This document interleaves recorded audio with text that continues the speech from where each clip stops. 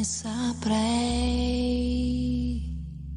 capire l'uomo che sei, come saprei scoprire poi le fantasie che vuoi. Io ci arriverei nel profondo dentro te, nei silenzi tuoi, emozionando sempre più. Come saprei stupire l'uomo che sei quando stai lì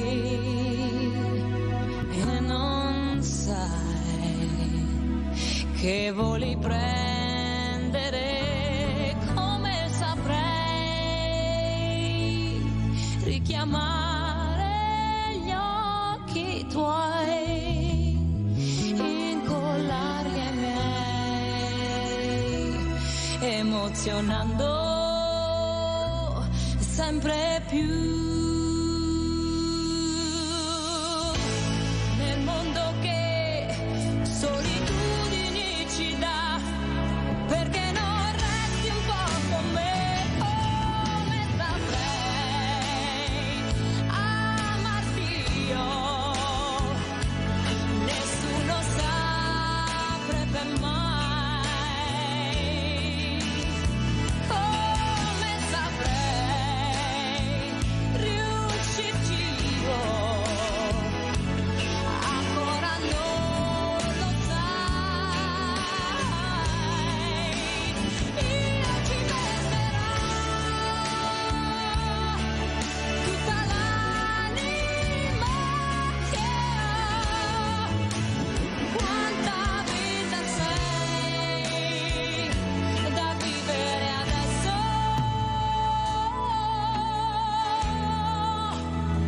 Come saprei.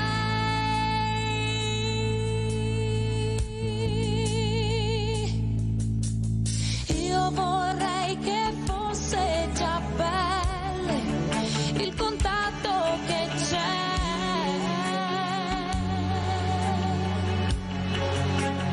Io vorrei che fossero stelle ogni volta con te.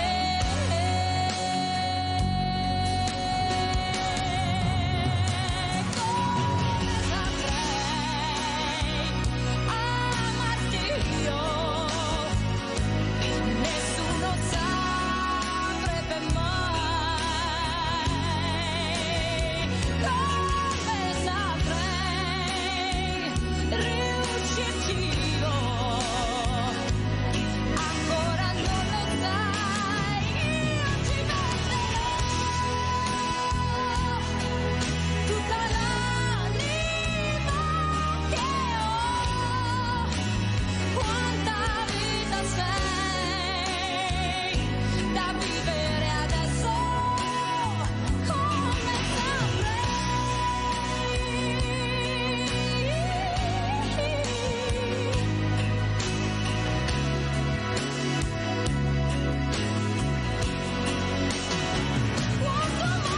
c'è pronto a scoppiare in me. Quanta vita sei da vivere adesso. Sì, adesso. Come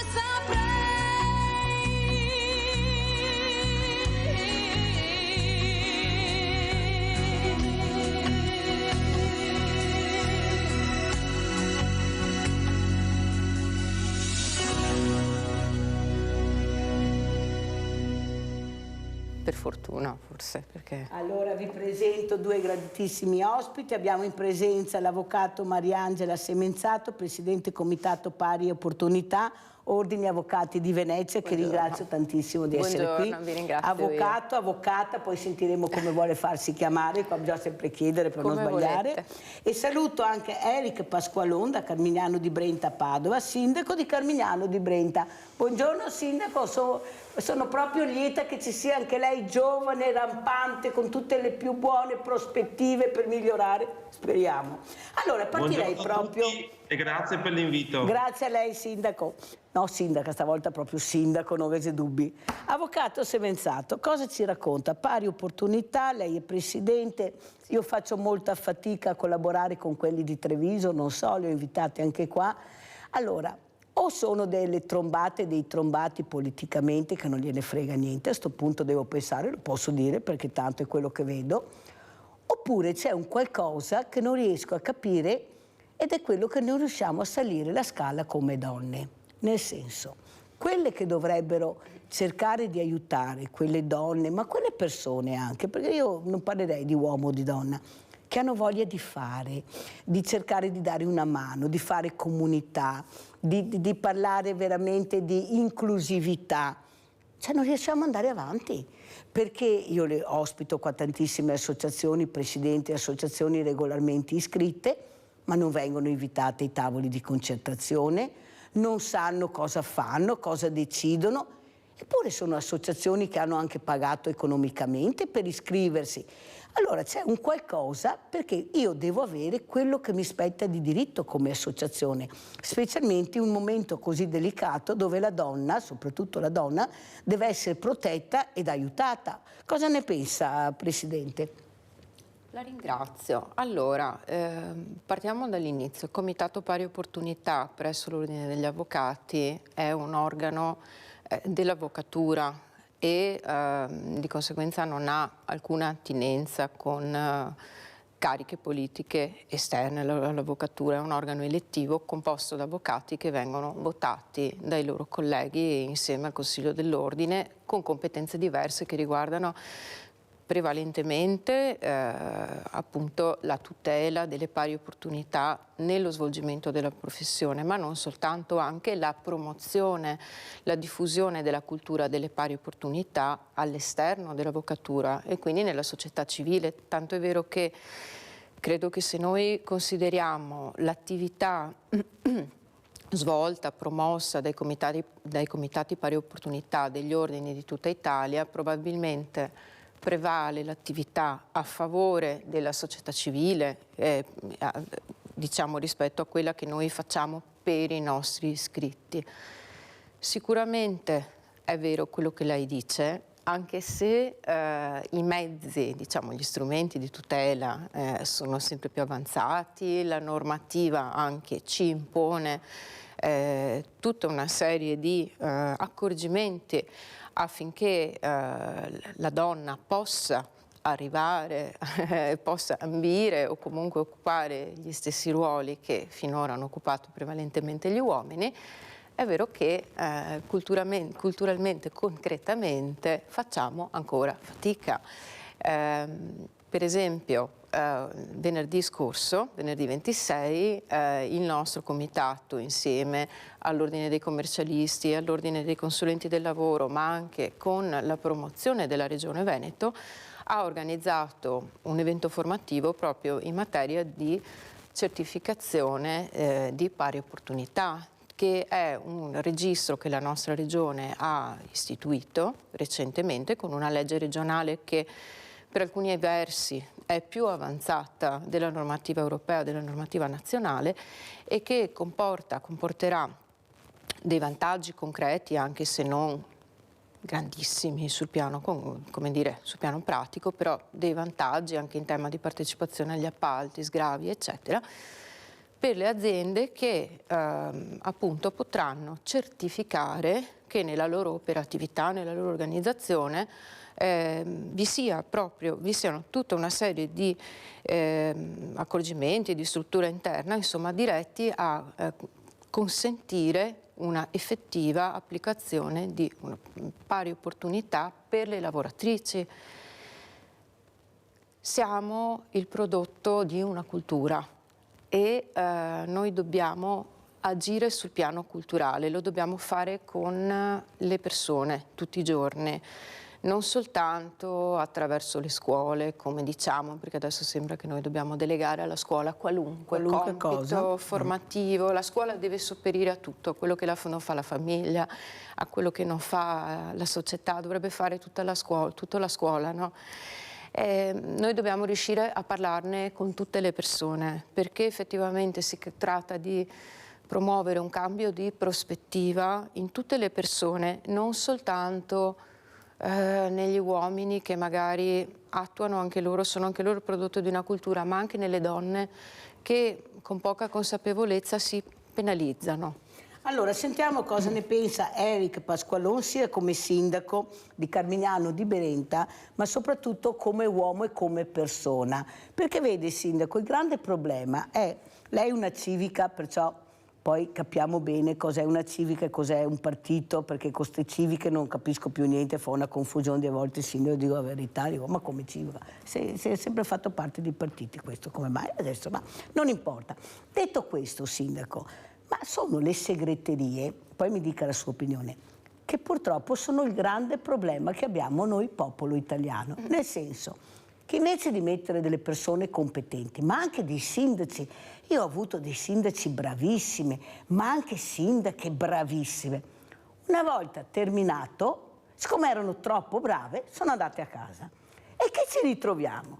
Ci ritroviamo degli incompetenti, basta vedere anche in Parlamento, non tutti sono bravi, tanto sono tutti commercialisti, avvocati commercialisti in Parlamento, e non riusciamo ad avere quella visibilità che dovremmo avere, proprio per la competenza che abbiamo, e non andiamo da nessuna parte. Allora, se la sindaca è stata brava, il sindaco è stato bravo, tanto è vero che adesso per fortuna sotto i 5.000 abitanti, sotto i 15.000 abitanti si possono ricandidare.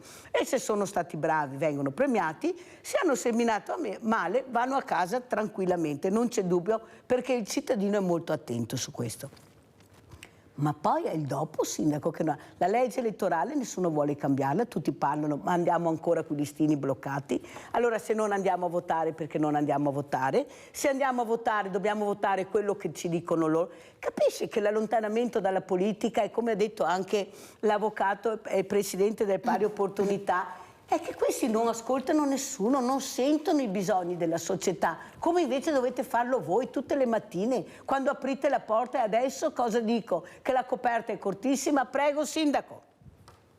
Intanto buongiorno a tutti e grazie insomma, per la domanda. Condivido con l'avvocato che è un tema culturale. Noi a suo tempo, per quanto riguarda le amministrazioni comunali, abbiamo avuto addirittura l'obbligo delle quote rosa, e quindi arrivare a obbligare la partecipazione delle donne nelle amministrazioni credo che sia una sconfitta per il mondo sia politico che per le donne stesse. Cioè, sa che è il primo che lo dice, sindaco, glielo dico io, obbligati, se no non ci saremmo neanche là. Fatto bene a dirlo, bravo sindaco. Questo fa capire ecco, la difficoltà del mondo, anche della politica, di aprire le donne. Credo che invece le donne, per quanto riguarda le amministrazioni comunali, sono un valore aggiunto, hanno una sensibilità maggiore di noi, hanno ecco, quell'attenzione anche a dei temi ecco, particolari che possono dare solo un valore aggiunto. E quindi già questo fa capire quanto culturalmente noi siamo ecco, in difficoltà da questo punto di vista. Chiaro che poi noi amministratori ci confrontiamo con i cittadini, poi i cittadini scelgono le persone, però le liste le fanno appunto le persone, quindi chiaramente c'è questo distacco da parte ecco, della politica anche nel dopo amministrazione che dà ecco, delle difficoltà. Io sono per elezioni elettive anche in provincia, credo che la nuova norma fra un anno preveda le nuove province ecco, elettive, non è ancora passata questa legge, però credo che sia ecco, la strada giusta per avvicinare il mondo della politica e quindi anche le donne alla vita amministrativa. Chiaro che non vi nascondo che c'è una difficoltà oggettiva nel ecco, avere delle disponibilità delle persone. in particolare anche delle donne nelle amministrazioni comunali, perché è un impegno sempre più gravoso, c'è questo distacco da parte della politica e quindi per una donna è ancora più difficile di un uomo entrare in questo mondo un po' chiuso, e credo che questo sia uno scoglio da superare culturalmente e che in qualche maniera, ecco, anche la politica debba metterci la testa per tentare di risolvere questa situazione. Allora penso sia proprio Lista Civica, da come si è espresso. Lei, lo dico io, è un civico, sindaco, perché si capisce benissimo. Guarda, io sono civico, ma per definizione, perché 2 anni fa tutti i partiti hanno corso contro e quindi su di me non c'è civico al 100%, perché avevo tutti i partiti contro, quindi no, Bravo, sindaco. è testimoniabile. Bravo sindaco. Allora sentiamo Antonio da Padova e poi sentiamo come commenta l'avvocato Semenzato. Vai Antonio. Sì, pronto, buongiorno Mirella, buongiorno all'avvocato e anche buongiorno al sindaco. Io volevo fare una domanda all'avvocato. È possibile, io faccio ipotesi, se io ho un figlio a Monza, mio figlio va a scuola e c'ha una maestra che è attivista dei centri sociali, si è anche fatta vedere quando assalì un gazebo della Lega, e questa maestra va in Ungheria a pestare delle persone. Non mi interessa se non mi interessa, ma questa qui è una maestra, cioè può mio figlio andare a scuola in una classe dove c'è questa maestra che anche, cioè, io penso che il compito della maestra è un'istituzione statale, cioè praticamente tu dovresti essere un po' neutrale, dovresti insegnare a tutti come si vive. Ma può una maestra essere dalla parte opposta, diciamo, all'insegnamento normale ed essere anche in galera adesso a Budapest? Ma io sono andato anch'io a Budapest 10-15 anni fa, ma non sono mica andato a pestare i fascisti o qui. Budapest, l'Ungheria è un bellissimo paese. Ma tu cosa vai a fare? Ma vai a pestare la gente a Budapest? E adesso addirittura l'Italia si trova in qualche maniera in crisi, come si chiama, con l'Ungheria, per colpa di questa maestra che io non, cioè questa qua, a me non mi deve insegnare niente questa qua, anzi, deve imparare a vivere questa persona qua, non andare a picchiare quello che non è la tua stessa idea. Buongiorno e grazie. Abbiamo sentito Antonio, allora abbiamo un avvocato fatalità questa mattina, oltre che presidente del Pari Opportunità. Come risponde al nostro Antonio da Padova? Buongiorno. Allora, innanzitutto normalmente un avvocato, comunque un professionista, un giudice risponde sul caso di cui ha elementi precisi, circostanziati e non semplicemente non valuta sui riportati dei giornali che purtroppo non corrispondono sempre con il fatto storico in tutte le sue specificità. Le posso quindi rispondere semplicemente sulla base di articoli di giornale che ho letto, come li avrà letti lei. Per quanto riguarda il precedente che lei cita, io ho letto, quello italiano, diciamo così, ho letto che questa signora è stata assolta addirittura su richiesta del pubblico ministero e che erano stati acquisiti agli atti di quel procedimento, o comunque esistevano e ci sono dei video, un video che ritrae questa donna non nell'atto di commettere resistenza pubblico ufficiale di cui era accusata, ma di togliere, comunque di cercare di portare via i manifestanti facinorosi dal banchetto dove stavano le persone che invece erano state aggredite. Quindi in realtà questa persona, per il fatto diciamo contestato in Italia, risulta essere stata assolta su richiesta della pubblica accusa, in quanto la sua totale non colpevolezza era stata acclarata nel corso del processo. Per quanto riguarda i fatti verificatisi in Ungheria, noi conosciamo dai giornali, ripeto, non certo da atti processuali che io abbia potuto esaminare, conosciamo quella che è la contestazione formulata e ipotizzata dalle autorità ungheresi. Risulta che questa persona sia detenuta, se non sbaglio, da ben 11 mesi, in attesa di un processo che non si è svolto e in condizioni che violerebbero le normative, insomma, relative alla detenzione nel rispetto dei diritti umani. Quindi è questo di cui si discute in questi giorni e non del possibile insegnamento che questa persona potrebbe aver dato ai suoi studenti, ai suoi alunni, mi pare che siano bambini della primaria. Premesso questo, se questa persona, al di là delle condizioni di detenzione che mi pare siano acclarate come proprio in violazione, insomma, dei diritti di qualsiasi persona, e qua mi fermo, quindi su questo non si dovrebbe nemmeno discutere. Se questa persona ipoteticamente fosse condannata in Italia per un reato particolare, il giudice potrebbe valutare se applicarle una misura accessoria, una pena accessoria di interdizione all'esercizio di una serie di professioni. Quindi il giudice potrebbe anche valutare di interdirla all'insegnamento per un tempo, la durata della pena, per esempio, no? Quindi sono misure che esistono, tuttavia vanno valutate sulla base dei fatti accertati e provati a seguito di un processo che si deve svolgere. Non è stata ancora condannata, eh? No, questa è la cosa che scandalizza. Poi dopo questo signore parla di crisi politica con l'Ungheria. Non mi pare che siamo in condizioni di crisi politica con l'Ungheria, mi pare che il governo si stia attivando, probabilmente anche con un certo colpevole ritardo, dal mio punto di vista, per appurare che comunque una cittadina italiana, se proprio deve essere detenuta, bisognerebbe capire quale sia la gravità di questi fatti, sia comunque trattenuta in condizioni rispettose, quantomeno quelle che noi andremo ad applicare a un cittadino ungherese detenuto in Italia.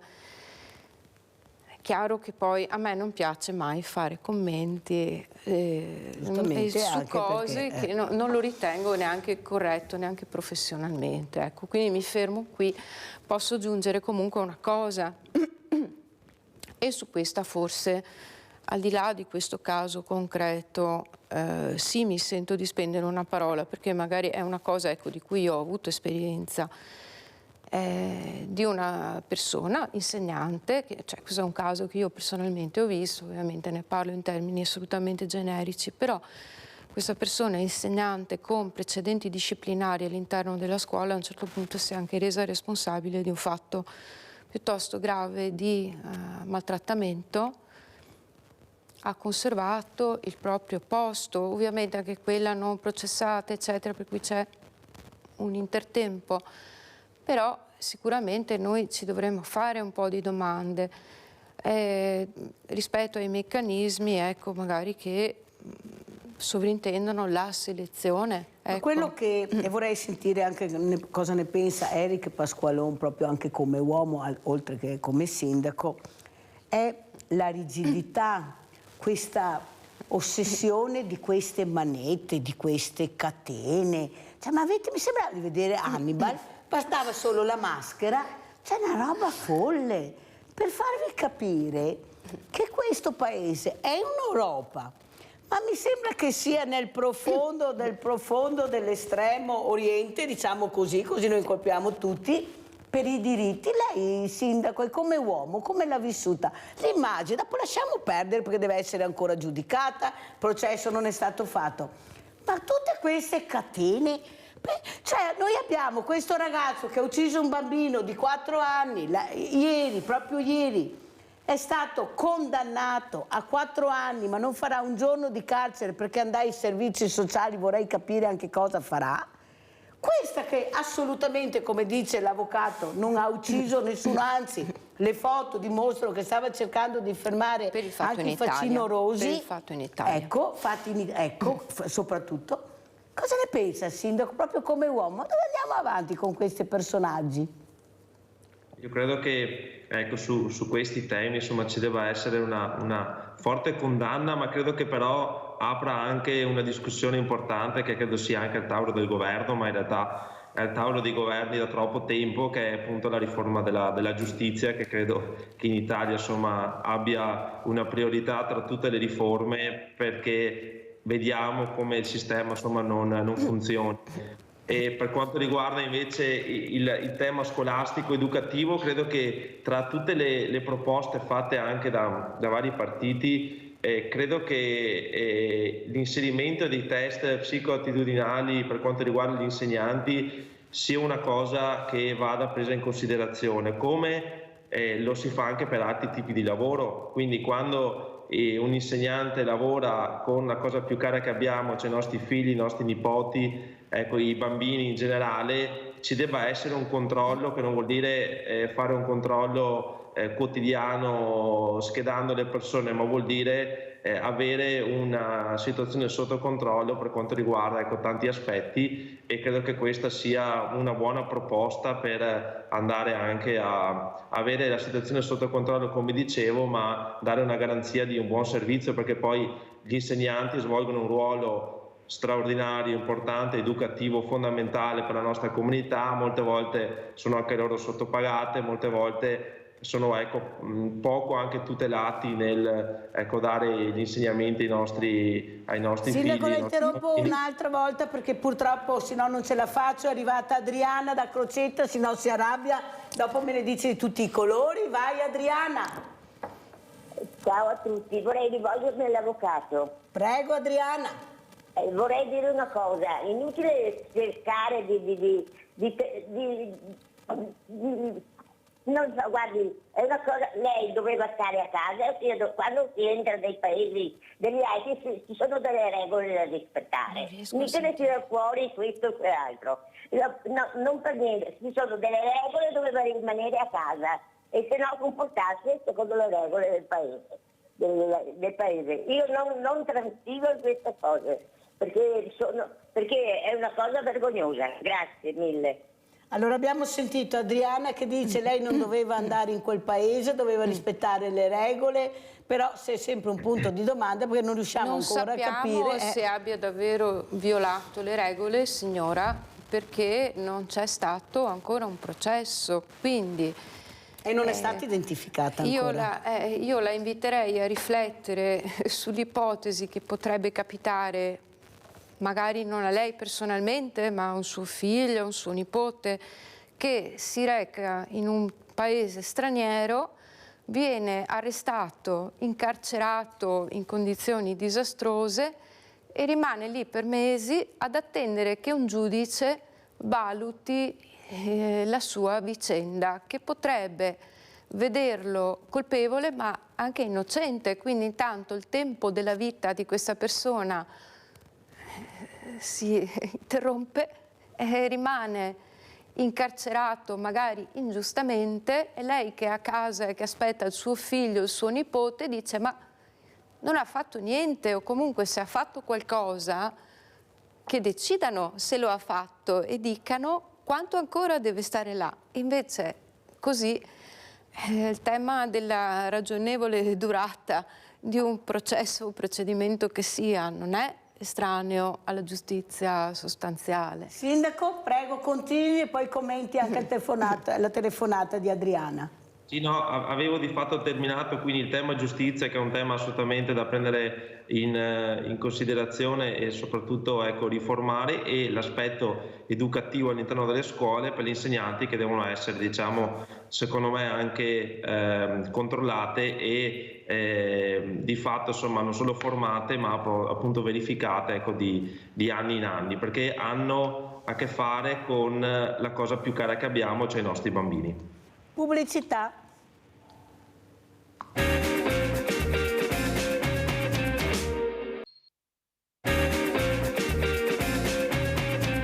Abbiamo in linea linea Sebastiano da Abano. Ciao Sebastiano.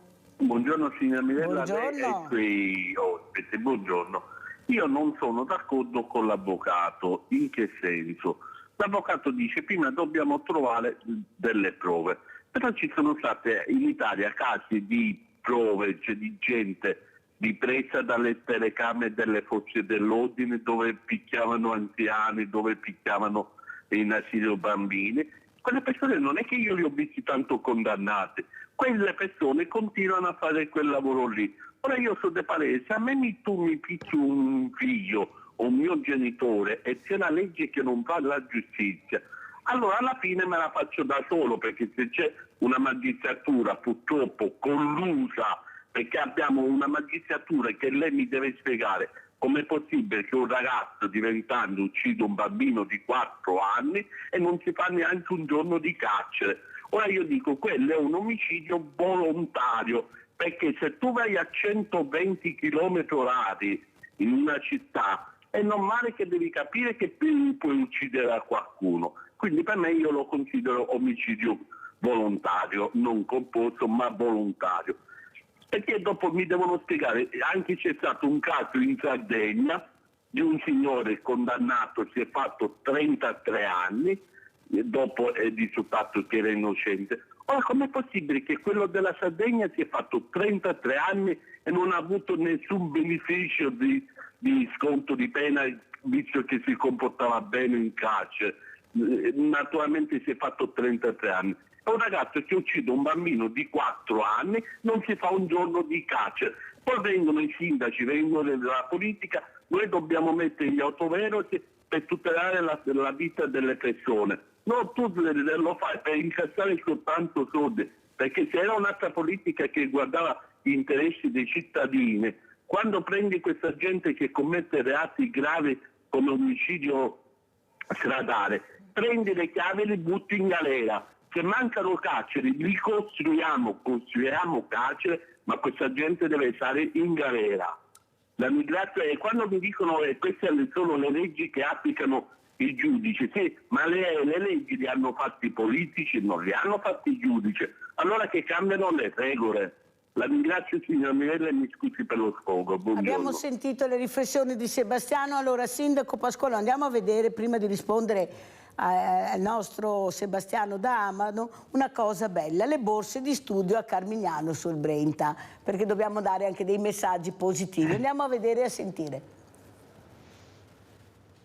Studenti di medie, superiori e laureati sono i cittadini premiati del Comune di Carmignano di Brenta per i loro risultati scolastici, che sulla formazione ha investito 10.000 euro. Sono stati più di 43 i nostri ragazzi, dalla scuola secondaria di primo grado fino ai laureati, che hanno ricevuto una somma dai 150 ai 500 euro, che da una parte serve per riconoscere loro il merito scolastico, dall'altra quello di incentivare il loro percorso di studi. I premi in denaro sono stati consegnati agli studenti che hanno ottenuto risultati di nota nel loro percorso di studi nell'anno scolastico 2022-2023. Abbiamo sentito allora, Sindaco, queste borse di studio, questi messaggi veramente positivi per i ragazzi. Perché ha deciso di fare questo e come sono stati questi ragazzi, ma soprattutto l'ascolto che ha meritato anche lei per questa importante borsa di studio? Prego. Sottolineiamo sempre che abbiamo bisogno di esempi positivi, di positività, di belle cose. I nostri ragazzi rappresentano il bello della nostra comunità, una comunità che studia, che si impegna, che raggiunge degli obiettivi, al di là poi di chi studia o no, ma si impegna per un obiettivo, per qualcosa che può dare loro sicuramente un futuro, ma anche un futuro alla nostra comunità. E quindi tra i nostri ragazzi ne abbiamo premiati tanti, dalla scuola secondaria di primo grado fino ai laureati, con veramente eccellenza del nostro territorio, con persone laureate in medicina, con persone che hanno raggiunto un traguardo, ed è stato bello soprattutto questo interscambio tra più giovani e anche meno giovani, che hanno raccontato che anche nei percorsi di studio, come in tutti i percorsi di vita, ci possono essere anche dei momenti difficili, di difficoltà, magari di pessimismo, ma poi tutte le difficoltà si affrontano ci si aiuta e si superano, e credo che questo sia un insegnamento non solo in ambito scolastico, ma anche proprio un insegnamento di vita. Spesso i nostri giovani alla prima difficoltà lasciano, abbandonano, non solo negli studi ma nella vita in generale, credo che questo sia stato proprio un bel momento di scambio fra di loro per capire come superare certe difficoltà e come raggiungere gli obiettivi. Poi gli obiettivi si possono anche non raggiungere, però non bisogna disperare, bisogna sempre andare avanti ed essere positivi. Sì, però vede Sindaco, facciamo una parentesi, però è vero quello che dice, condivido tantissimo, però per raggiungere l'obiettivo che tu ti prefiggi, mettiamo i ragazzi o le ragazze e le persone, devi anche essere supportata. Allora, se non hai la famiglia che ti supporta, se non hai la scuola che ti supporta, perché io non devo essere fortunata ad essere in quella scuola e avere quegli insegnanti, io devo avere quello che mi spetta di diritto. Se ho un amministratore che non mi ascolta perché non riesce ad avere quella sensibilità, io l'obiettivo non lo raggiungerò mai, perché nella legge, per la legge, e ha spiegato molto bene l'avvocato, sono molto chiare le leggi, quello che devo è i doveri e i diritti, ma poi non viene applicato. Sindaco, allora se io sono un ragazzo un po' ribelle, diciamo così, non ho famiglia, la scuola non riesce a fare quello che dovrebbe fare per i motivi che abbiamo detto, perché abbiamo gli insegnanti con le spalle al muro, questi genitori che difendono l'indifendibile, allora questo ragazzo è inutile che noi cerchiamo di redimerlo, di metterlo sulla buona strada, perché la legge dice i doveri, ma qui si parla invece di diritti e basta. Io ho il diritto perché sono minore, io ho il diritto perché sono minore, io ho il diritto perché sono minore. Sì, ma tu hai commesso un reato e devi pagare, non me ne può fregare di meno se sei minore o no. Rinaldo, poi sentiamo l'avvocato. Vai Rinaldo. I tuoi ospiti, se devo parlare di che ragazza che è andata in Ungheria, è il motivo che è andata in Ungheria, perché noi siamo d'accordo con i nazi fascisti che ha fatto un raduno, i nazi fascisti nel 2024, gli ha distrutto il mondo, gli ha occupato milioni di persone, ma di cosa ne mi cerca? Bisogna dare una medaglia che è andata a fare una dimostrazione contro noi. Ma adesso si fa le svastiche, si fa il saluto romano, nessuno dice niente. Adesso che i Fratelli d'Italia non va più in galera nessuno dei lavori, gli ha messo sui posti di lavoro i fiori, i cugnai, i parenti, e se vergogniamo di una povera figlia che faceva che idea ha contro, è che cattiva, è la Lega, partire la Lega che dice robe. Dica che la Lega tira fuori i 49 milioni che era da dare allo Stato, che fine era il Stato, cosa che avanza di parlare. E la povera gente maltrattata, al mondo se Dio andare alla Venezia, ieri ho sentito perché ti ascolto fino in ultima, va bene. Pensa, mi va a parlare di Venezia fa schifo adesso, mi sono veneziano, va bene, ma sono nato a Rialto, andavo in riva del Viso, guarda Puteo, nel 45-47, 2 o 3 anni. Adesso non si può neanche da nessuna parte, io ho strada a Venezia, perché si plateati fino al ponte di Veneta Marini in fondo. Un disastro a me. E anche qui è stato cos'erano fiondi a Rialto, che erano i banchetti, gli aveva un cassone di sabbia, una cassa di sabbia con un anello d'oro dentro. E ti parlavi di franchi e quella manina andava in cerca dell'anello, che naturalmente non era. Ma tipo andavamo al fioretto, stavamo fuori fino a mezzanotte un botto, sentai fuori perché si poteva stare. Adesso Venezia il Vadegrata, Cacurini, e cosa che fai? Vada qui in quel paese, sui ponti, ti obbliga a dare il paese, cioè, in stazione lo stesso. Chi mette a posto le leggi, quando che la legge viene fatta, bisogna rispettarla, va bene? E le robe assurde, non vede più niente di valore. Le scuole, basta che i maestri facciano il suo lavoro, gli avvocati il suo, ognuno il suo. E non ho tutti contro le cose. Basta che il mondo vada bene, ma no, come per me con tanti anni, ma è il mondo. Allora, mi dispiace, perché per i giovani, ma con tante parole per i giovani, ma non facciamo niente. Noi ai putei, anche i fiori piccoli, siamo Dio, cavalli via, è l'infanzia. Grazie Rinaldo, vado avanti, se no non ce la faccio. Abbiamo sentito anche le riflessioni di Rinaldo, di Sebastiano, adesso c'è l'avvocato e sentiamo come commenterà l'avvocato, perché il problema veramente importante questa mattina, a mio avviso, è come difendere la persona, indipendentemente da uomini o da donna, ma la persona. Prego, avvocato. Allora, rispetto all'intervento del signor Sebastiano, io mi rendo conto della difficoltà, però la nostra esperienza professionale ci insegna che nessun caso è uguale all'altro. Noi non possiamo parlare per generalizzazioni, non ci possiamo permettere generalizzazioni, non possiamo decidere in base a sentito dire, a pregiudizio, a secondo me, a simpatia. Noi dobbiamo sempre e solo approfondire i dettagli di un caso, comprenderlo, capire com'è fatto. Quindi io posso comprendere il suo sfogo, per carità, ci sta, ma non posso condividere alcuna generalizzazione.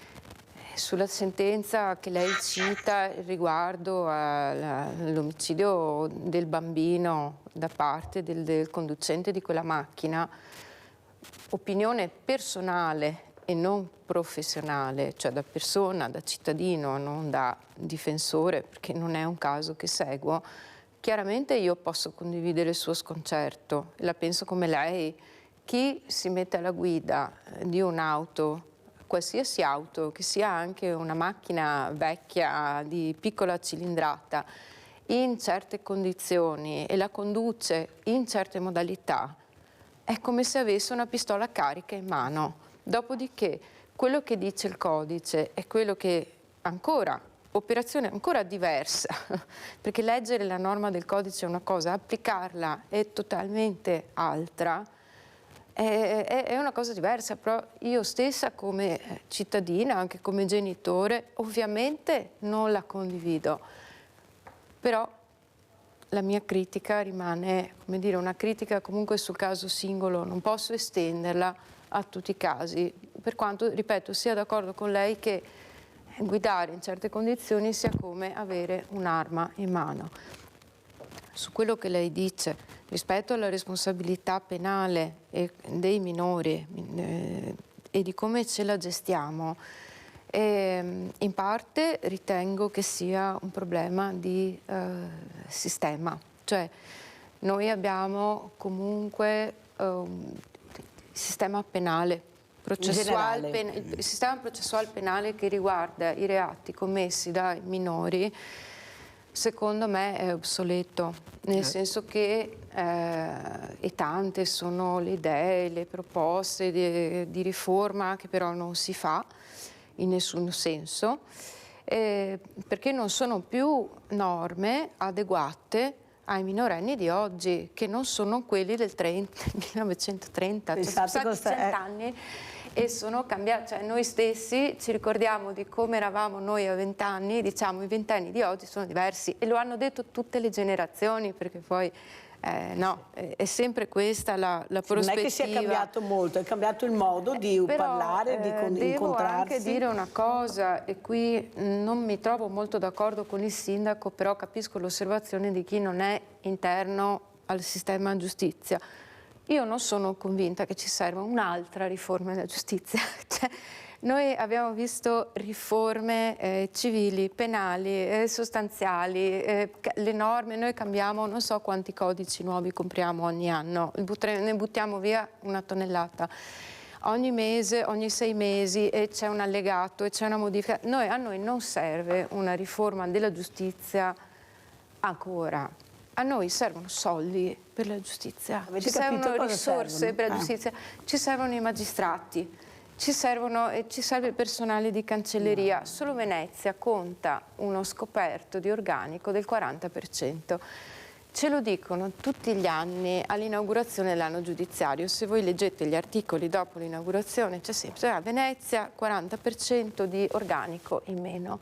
Voi non pensiate che siano cifre sulla carta, abbiamo un arretrato bestiale. Arretrato vuol dire che una persona che che sia colpevole o innocente, o che sia semplicemente quello che ha bisogno di farsi aggiustare o pagare il cancello dal vicino, o chi deve fare una separazione, qualunque cosa, aspetta anni in luogo di mesi, un anni, anno. Che vuol dire anche costi, avvocato? Anni vuol dire sì, vuol dire costi, ma guardate, sono costi, non pensiamoli solo in termini di euro, sono costi psicologici, sono costi di vita.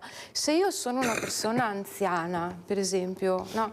O non una persona anzianissima, una persona di una certa età, ho 65 anni, ottengo in primo grado, magari dopo 3-4 anni di causa civile, una sentenza che mi riconosce diritto a 20.000 euro di risarcimento per una cosa X.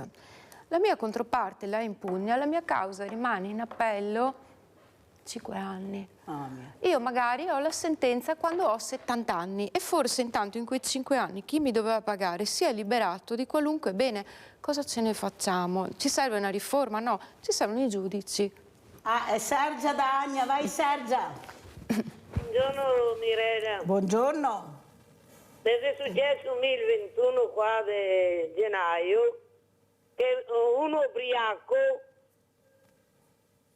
ubriaco di Agna, non mi sente? Sì, e benissimo anche. Il giorno 21, lo sa che l'avevo chiamata, sì. Mi è venuto addosso, di 5:30 della mattina, è venuto addosso, ha disfatto tutta la recensione, mi ha rotto la casa che c'è un buco che si vede, è venuto anche, piuttosto di chiedere scusa, suo padre, è riempito di bestemmie come un porco. E sono ancora qua aperta che mica di notte ho paura, e questa è della giustizia delle cose stravarie, fino da tabella 50 la butta su recinto, che spacca paglie di cemento, ma spacca la canna fumare, un tocco di casa alla porta, e mie non dormo neanche più a notte, Mirella, pensare che gente che è del mondo, e mi ha risposto che non dobbiamo chiamare i carabinieri. No. Ecco. No, te dovevi chiamare chi? Grazie Sergio, poi sento il sindaco, sento il sindaco cosa mi dice, perché sei anche una persona fragile oltretutto. Ecco, praticamente qualcuno è entrato in casa di Sergia quasi, perché veramente, ecco, questo ragazzo ha perso il controllo della macchina, naturalmente sicuramente non andava piano per far questo. Ma sindaco Pasqualone, allora prima di salutarla volevo mandare anche questo video molto bello, che è l'evento che lei ha fatto. Andiamo a vedere, è uno dei tanti eventi, andiamo a vedere l'evento, poi commentiamo.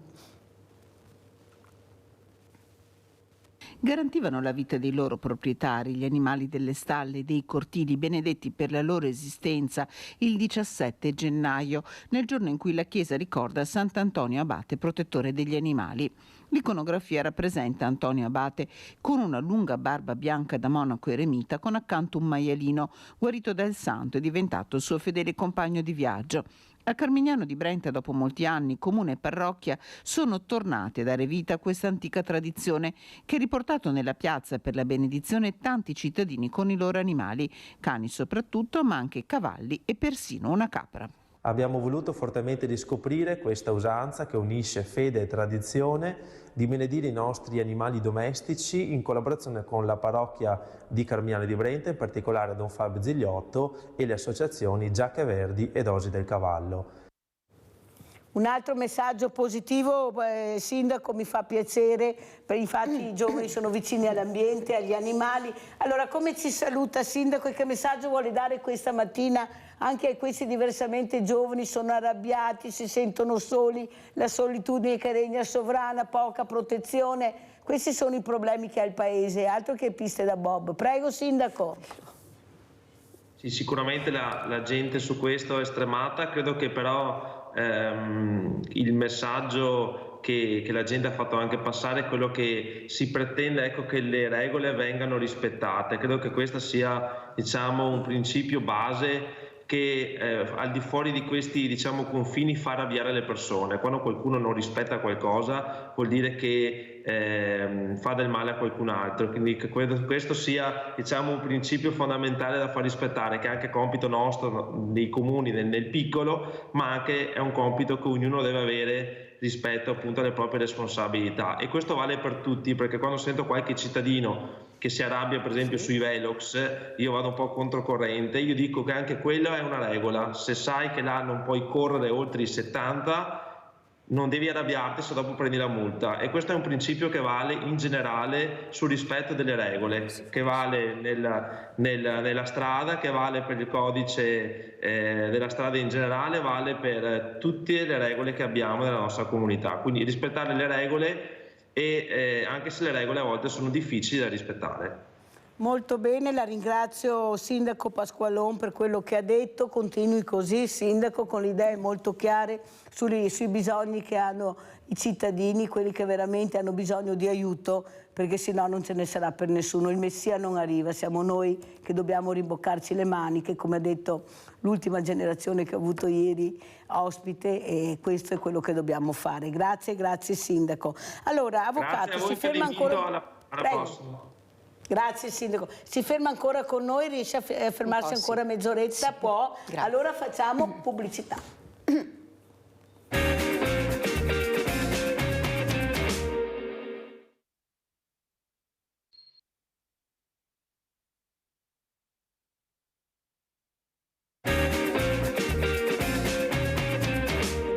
Un altro gradito ospite è Filippo Lazzarin, sindaco di Arzegrande, vicino a Padova, naturalmente, secondo mandato Lega. Si ricandiderà, sindaco? Ho i mandati illimitati, quindi probabilmente sì, anche se insomma c'è sempre quella, da primo dei non eletti in regione, c'è sempre quell'obiettivo, insomma quel sogno nel cassetto, quindi vedremo. Mi mancano ancora 2-3 anni, dipende quando manderanno a rinnovo i sindaci eletti e rieletti o eletti nel 2021, quindi vedremo, dai. Allora, Sindaco Lazzarin, intanto volevo capire da che parte della Lega sta, perché mi sembra che ci siano due leghe, la Lega del profondo nord e la Lega del nord. Lei da che parte sta? Io sono, anche se ho qualche capello bianco ormai, mi definisco la Lega attuale che governa a Roma, che governa in regione, quindi non vorrei vederla come Lega spaccata, la Lega aggiornata, ecco, quindi vedo anche un Salvini che dialoga con Zaia, anche se i media dicono che ci possono essere delle tensioni. Stiamo lavorando tutti per un ennesimo mandato del governatore, del nostro grande governatore, quindi diciamo che le leghe separate sono quelle un po' più quegli amministratori o politici che tendono magari ad accaparrarsi qualche militante per insomma dimostrare qualcosa. Io tendo a farlo con i fatti e con le risposte che do ai miei cittadini. Sai Mirella, e lo sai che sono sempre disponibili anche per i cittadini che arrivano da fuori comune che hanno qualche problema. Insomma, Sì, la ringrazio anche per Maurizio, ecco, faccio anche il nome perché lei sa a chi mi rivolgo, tanto ci sta ascoltando e anzi le dico grazie. Però quello che non riesco a capire, Lazzarin, lei è sindaco e sa i bisogni del territorio. Il problema è che qui le presento l'avvocato Mariangela Semenzato, che è presidente del Comitato Pari Opportunità Ordini Avvocati di Venezia, la quale lancia un appello. Noi abbiamo bisogno non di nuove leggi o di cambiare la legge, noi abbiamo bisogno di personale, abbiamo bisogno di persone che lavorino seriamente, perché abbiamo i tribunali intasati e lei sa benissimo, sindaco, che se il tribunale è intasato non vai da nessuna parte. Costi economici, costi psicologici, però siamo fermi. Visto che lei è dalla parte di Salvini, dica anche a Salvini che batte un pugno per quanto riguarda le risposte ai tribunali che sono intasati, perché Nordio sta facendo un altro percorso. Io quando l'ho intervistato il ministro Nordio, mi ricordo quella volta, non era ministro, che appunto su un tema delicato che riguardava proprio la violenza sulle donne, lui ha detto non servono nuove leggi, bisogna applicare le leggi che ci sono, ma soprattutto fare prevenzione. Ma per fare prevenzione bisogna investire e se non investi non riesci a fare questo. Allora, avvocato, come commenta le parole del sindaco Lazzarin? Ecco, noi dobbiamo cercare di andare avanti con le persone che abbiamo. Io posso... sono d'accordo. No, aspetti sindaco, sentiamo perché non è d'accordo. Cioè, infatti lui dice andiamo avanti col presidente Zaia, che è il quarto mandato. Sulla questione politica, valutazione open, nel senso che ritengo che comunque abbia dato dei segnali positivi anche per quanto riguarda la tutela dei diritti fondamentali, con delle posizioni anche piuttosto condivisibili, però sul piano politico sinceramente fatico ad esprimermi, io sono più che altro una pratica. Quindi, ecco, è quello che diceva prima appunto sui tribunali, avvocato, abbiamo bisogno di personale. Servono soldi per i tribunali, nel senso che finché lo Stato non investe nel sistema giustizia il danno è enorme. Il danno non è enorme soltanto per il privato che non riceve la risposta, è un enorme danno anche in termini economici, perché uno Stato che non riesce a far funzionare il comparto giustizia con termini, come dire, con tempi adeguati e anche risposte adeguate, perché adesso vengo su questo, è uno Stato che non attrae nessun tipo di investimenti duraturi a lungo termine. Intanto non si possono cambiare le norme che vanno a regolamentare una serie di settori importanti dal punto di vista economico ogni 6 mesi, o fare le proroghe, o fare le deroghe, o modificare. E poi, come si dice, non si può pensare che un'azienda, come dire, non si può concepire il funzionamento della giustizia solamente in termini di quanti processi riesco a fare in un anno, quante cause riesco a definire in un anno, che è l'obiettivo che si è voluto, come dire, cercare di raggiungere con la riforma Cartabia in civile e in penale. Il punto non è quello, il punto è che tipo di giustizia scaturisce da questo tipo di procedimento. Dura poco. E quindi che sentenza ne esce? Una buona sentenza, perché una sentenza in poco tempo posso farla fare anche da un computer. Sarà una sentenza. Posso dire una cosa, Mirella? Prego, sindaco. Ma guarda, io volevo invece sono d'accordo con l'avvocato Semenzato, la riforma è già stata fatta, non servono riforme o rivoluzioni o arare troppo la terra, parliamo anche con termini, sai che sono molto chiaro e faccio degli esempi quando mi esprimo perché la gente a casa deve capire bene quello che stiamo dicendo. Fare continuamente riforme non ha senso se ci sono degli strumenti che, se ben applicati dalle persone, possono permettere di fare giustizia. Sono assolutamente d'accordo come un processo veloce, un'opera pubblica fatta velocemente può essere un'opera pubblica fatta male. Quindi è inutile che io da sindaco prometta 100 opere pubbliche in un mandato e sono 100 opere pubbliche piccole e magari fatte male. Allora, ogni opera ha un suo progetto, ogni causa, ogni procedimento ha un suo iter, le cose ovviamente, sembra banale, vanno fatte bene, ma se si hanno gli operai, se si hanno le imprese, se hanno le persone che progettano, fanno un buon processo, se è un buon progetto. Se si hanno i dipendenti comunali, io quindi non mi permetto ovviamente di parlare di tutto ciò che è della giurisprudenza, però dal punto di vista operativo e dell'amministrativo locale posso dirti che l'esempio veramente è parallelo e molto vicino a quello fatto dall'avvocato Semenzato. Quindi se mancano le persone non si riesce a fare un buon progetto e quindi non si riesce, se mancano gli avvocati, se mancano i giudici, non si riescono a fare dei buoni processi. Questo è un investimento, sicuramente un appello che si fa al governo di investire maggiormente. Però questo qui è già... Fermo sindaco perché abbiamo una telefonata, sa come funziona, abbiamo Vladimiro da Rovigo, poi continuiamo. Vai Vladimiro. Grazie, ciao. Ciao. Volevo fare una domanda al sindaco sindaco all'avvocato /A/S, cioè uno dei tre, no? L'ospite in studio. Allora, sul discorso del personale che manca ai tribunali, ai procuri in generale, ne manca molto tribunale. Tra i vari effetti che questo crea anche il fatto che il personale che lavora viene, tra virgolette, esortato a fare un lavoro superiore alla propria mansione. Manca il personale, quindi chi è presente deve lavorare, no? E quindi è spinto a fare un lavoro con mansioni superiori, a volte anche parecchio superiori alle sue, però senza avere in cambio un centesimo in più di stipendio, perché lo stipendio rimane quello della qualifica ufficiale, e neanche nessun avanzamento di carriera, che è anche giusto, nel senso che la qualifica di ausiliario, per esempio, o quella di dattilografo, per dire in parole povere, prevede il titolo di studio da terza media o diploma normale. È impensabile far arrivare a fare cancelliere una figura del genere, quindi è logico che non c'è né un aumento di retribuzione conseguente al lavoro superiore svolto e neanche una qualifica che aumenta. Questo però crea un problema e qua arrivo alla domanda.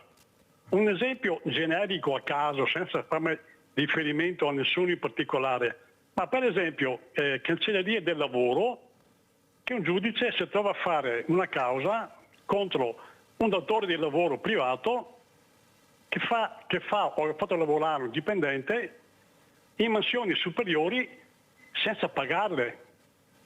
Come può un giudice del lavoro sentenziare una causa del genere quando nel suo stesso ufficio c'è 1, 2, 3 o più persone che vive la stessa realtà? Cioè, è credibile una cosa del genere? Mi chiedo, perché tra i tanti motivi di difficoltà che crea la mancanza del personale, crea anche questo, secondo il mio punto di vista. Sì. Quanto può essere credibile una cosa del genere?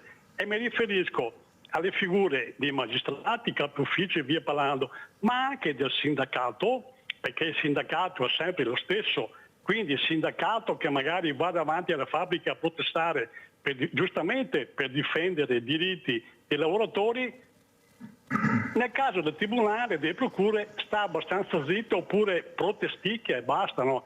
Io ho lavorato fino al 1° giugno del 2017 in una procura grande.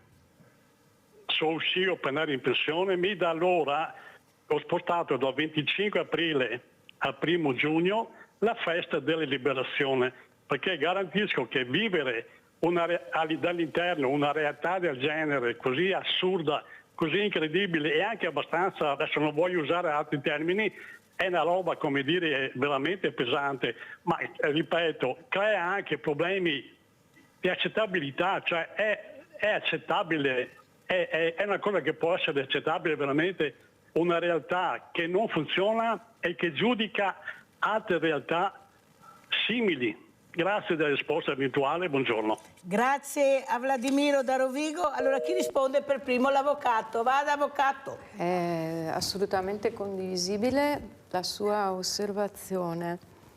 Mi spingo a dire che molti anni fa io ve lo ricordo perché ovviamente è un episodio che poi si è concluso con una immediata archiviazione, però ricevetti una segnalazione disciplinare perché mi permisi di fare una critica assolutamente fondata sul fatto che in una sede di un tribunale dove ero stata, nei corridoi si trovavano fascicoli, faldoni di procedimenti in corso con i nomi delle parti, non i numeri ma i nomi scritti sul dorso dei faldoni.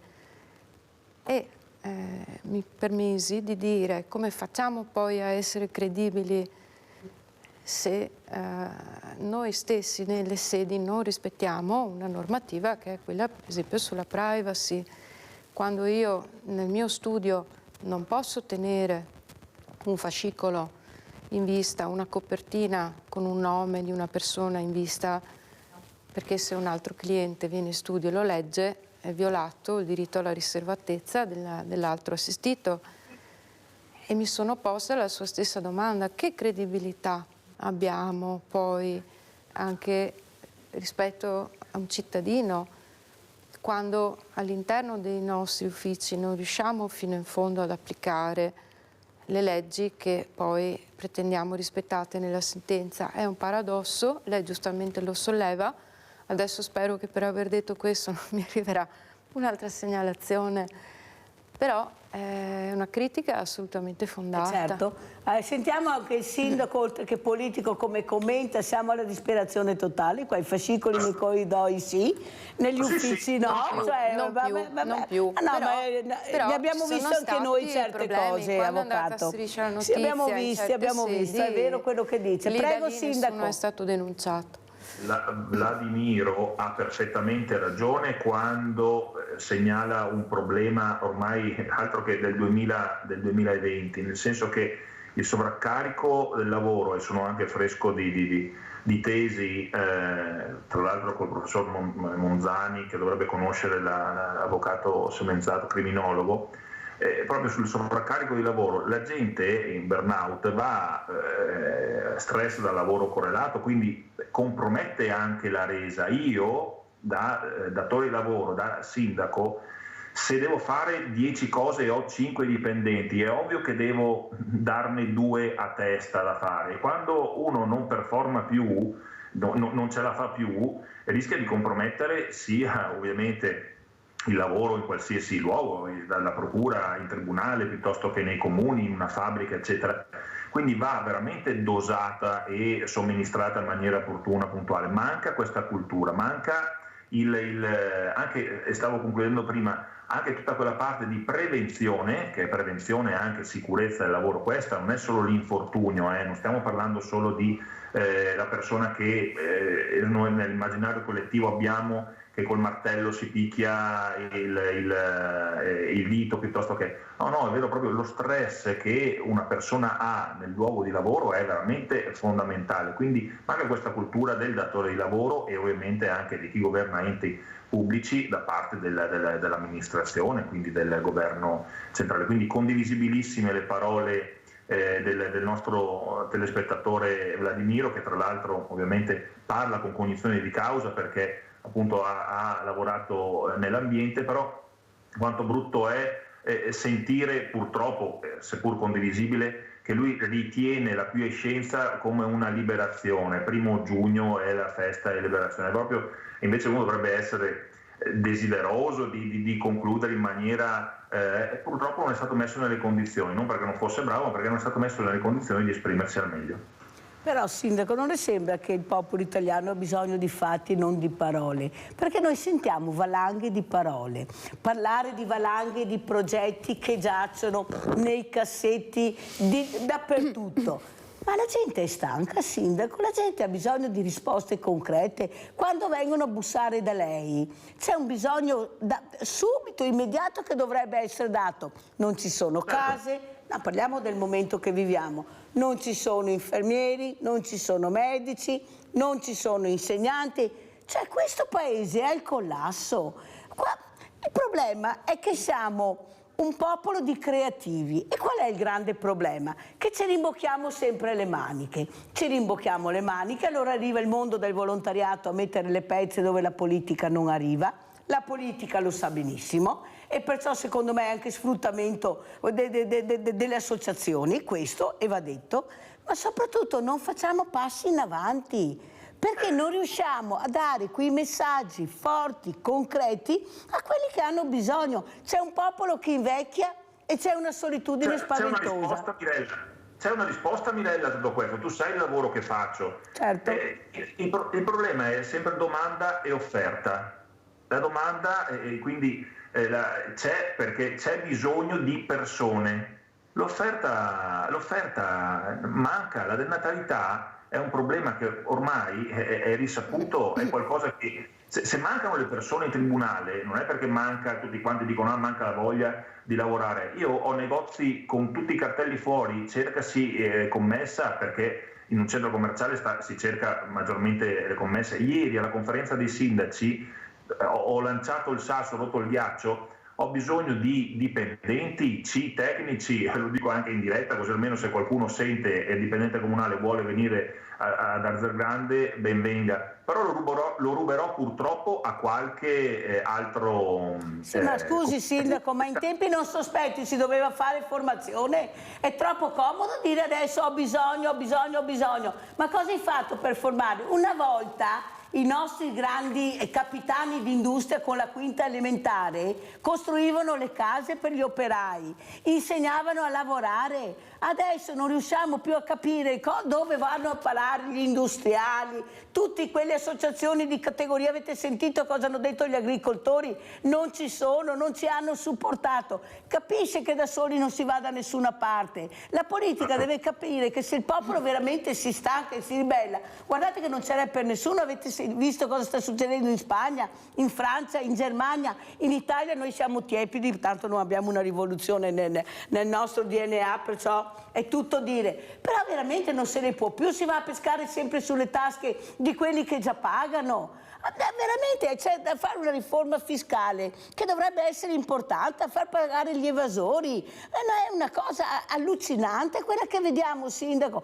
questi anziani abbandonati nell'oblio totale di chissà che ci sono, perché lo sanno, perché pagano le tasse, questi poveretti, ma non li aiuta nessuno. Avete sentito? Questa che si dà dentro la macchina in casa è ancora là da sola che non sa perché. Sindaco cosa può fare? Ma cosa può fare, avvocato, il sindaco con la coperta corta che ha, che è l'unico punto di riferimento, perché le province non sappiamo neanche se ci sono o non ci sono. Questo lo dico io che ci sono anche dentro, lasciamo perdere. Le regioni lasciamo perdere. A livello nazionale governativo a Roma lasciamo perdere, ci mettiamo poi che siamo sempre in campagna elettorale, perché anche adesso sono tutti in campagna elettorale, vediamo milioni e milioni di euro su infrastrutture che qualcuno si chiede ma servivano? Era meglio dare servizi alla persona a questo punto, visto che il paese invecchia anche con malattie e acciacchi? Avvocato? Allora, è tutto corretto quello che lei dice e condivido che ci sia una mancanza di risposta dalla politica, fondamentalmente perché nella stragrande maggioranza dei casi, quantomeno a livello sicuramente di nazionale, non locale, chi ci rappresenta non ci rappresenta, nel senso che ha parlato lei di listini bloccati e qua io non ho altro da dire, però posto che il mio approccio è sempre molto pratico ed è anche sempre in termini di prima io cosa posso fare, cioè sempre di ricerca di una soluzione anche con una, come dire, ma se io faccio e non mi ascoltano, avvocato? Allora lei ha ragione, il problema è che però, perlomeno quello che io noto è che salvi alcuni casi che sono conclamati di impossibilità di provvedere, la tendenza generale è quella di prendere il problema e portarlo a qualcun altro, cioè dire io ho questo problema, me lo risolvi. E allora è vero che ci sono dei casi in cui chi pone questa esigenza, chi la presenta è impossibilitato a risolvere, la signora che ha la casa sfondata sicuramente non può da sola provvedere. Tuttavia il sindaco me ne darà conferma perché credo che dalla sua scrivania e nel suo ufficio veda tante cose tutti i giorni, tante persone hanno proprio questa tendenza di dire risolvimi il problema, Stato risolvimi il problema, Comune risolvimi il problema e non sono capaci di organizzare un qualcosa, un'alternativa o perlomeno una forma di collaborazione.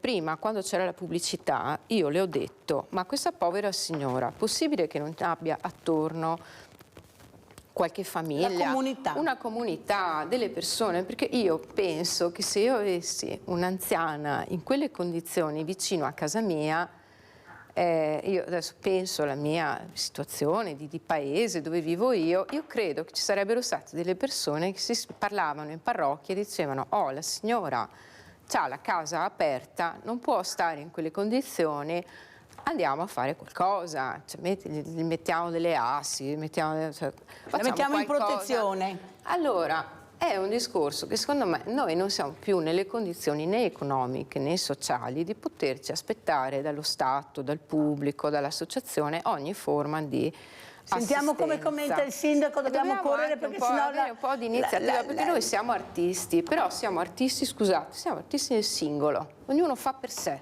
Sindaco, come commenta le parole dell'avvocato Semenzato? Purtroppo l'avvocato non mi conosce bene, ma lei sa che io deve sapere che io ho scelto tutta la mia squadra proprio per le varie mansioni. Noi abbiamo un assessore e ho anche un pensionato che faceva proprio questo di lavoro, e nel caso della signora avremmo provveduto direttamente, senza delibere, con anche un piccolo contributo, perché lì è solo una questione di materiale e voglia di fare. Io ho i volontari della Proloco, che sono delle persone eccezionali che in situazioni di difficoltà sono il mio braccio operativo, quindi non burocratizzato, tutta quella parte meccanica che mi fa perdere un sacco di tempo in comune, in maniera a tempo zero dico: Presidente della Proloco, fammi una cortesia, la signora ha un problema, risolvimi questo piuttosto che quell'altro. Quindi la volontà in una comunità c'è, se c'è anche un sindaco con qualche idea originale, quindi davvero invito i colleghi a studiare, a fermarsi un attimo, perché altrimenti è sempre solo ricevere il problema e risolverlo. Se io invece a volte dico qualche no e li lascio aspettare, posso anche prepararmi e progettare anche alla prevenzione, perché il problema è sempre una conseguenza di qualcosa che non è stato fatto prima.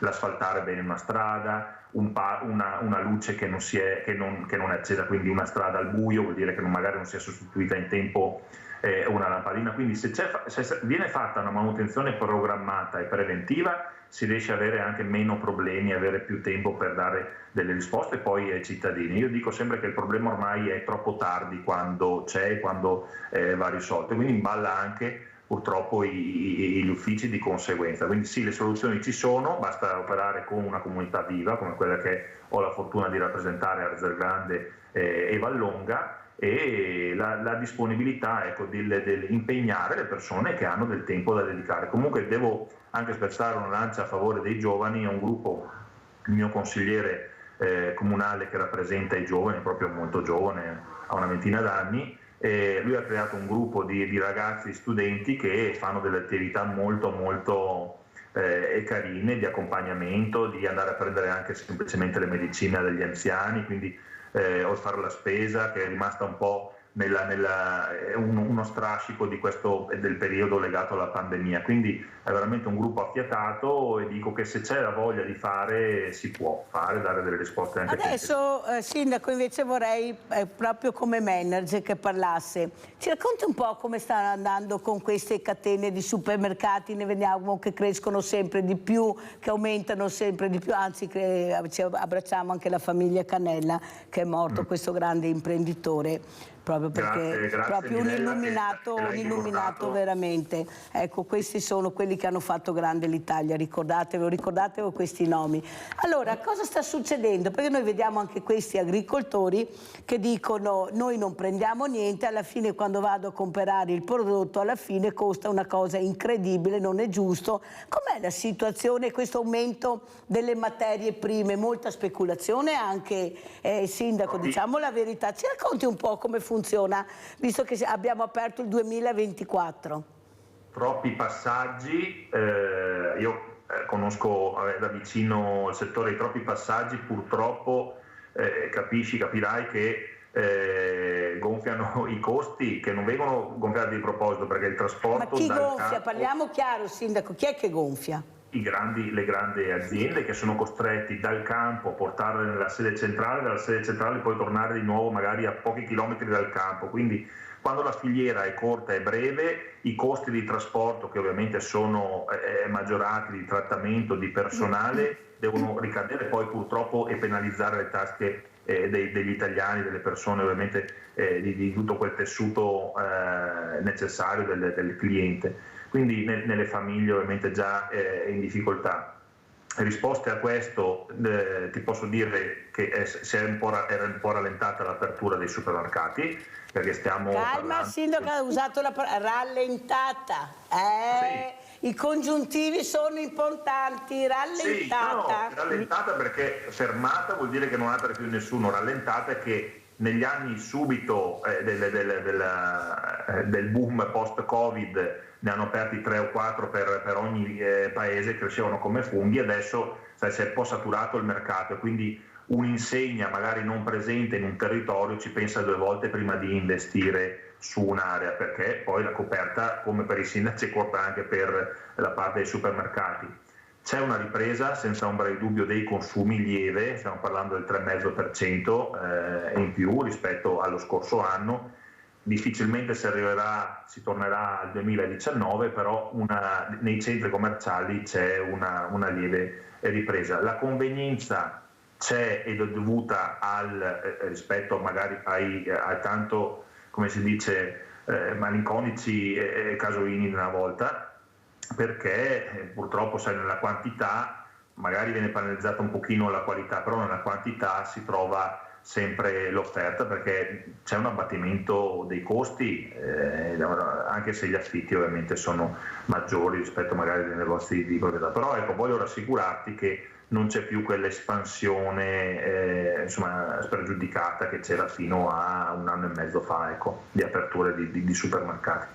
Sì, ieri abbiamo parlato di negozi di vicinato con un esperto. Secondo lei, nei centri storici specialmente, riusciranno a resistere questi negozi di vicinato oppure questi supermercati riusciranno, mettendo anche all'interno queste piccole aree di prodotti zero, a eliminare anche quello che è ormai il baluardo, perché non resta altro, di quello che era una volta il negozio di vicinato? Perché ho la sensazione che abbiate capito, siccome siete molto attenti, più di qualcun altro, cosa il consumatore vuole. Il chilometro zero attira. E io vedo che avete fatto degli angoli con questi. Allora, sto povero negozio di vicinato, cosa dovrà vendere? Forse, ecco, questi congegni di Elon Musk, che forse riuscirà a venderne di più di voi? No, perché a questo punto non riesco a capire cosa può vendere se voi fate questa concorrenza, perché sarà sempre una concorrenza con dei prezzi anche diversi rispetto a quello che lui, visto gli affitti che ci sono nei centri storici specialmente. Ecco, come sarà il futuro secondo lei del negozio di vicinato? Il supermercato lo sappiamo perché lei ne è una rappresentanza. Prego. Devono reinventarsi i servizi. Purtroppo oltre al chilometro zero, Mirella, hai 3 sveglie davanti a te, è il tempo zero che la gente vuole e non ha soprattutto. Quindi tutto ciò che è comodo, dal parcheggio, dall'uscire di casa al parcheggio, a anche il mettere una monetina e dover farsi, 500 metri a piedi sotto la pioggia, al cliente può disturbare, quindi questo penalizza sicuramente. Futuro difficile, ripeto, tutto ciò che è servizi, è un consiglio che do ovviamente da attore di questo grande film che è il commercio. I servizi sicuramente andranno per la maggiore, il food andrà per la maggiore proprio perché non è acquistabile in internet su queste piattaforme che ormai vanno in voga. La sartoria. Come sta andando la spesa online, Sindaco?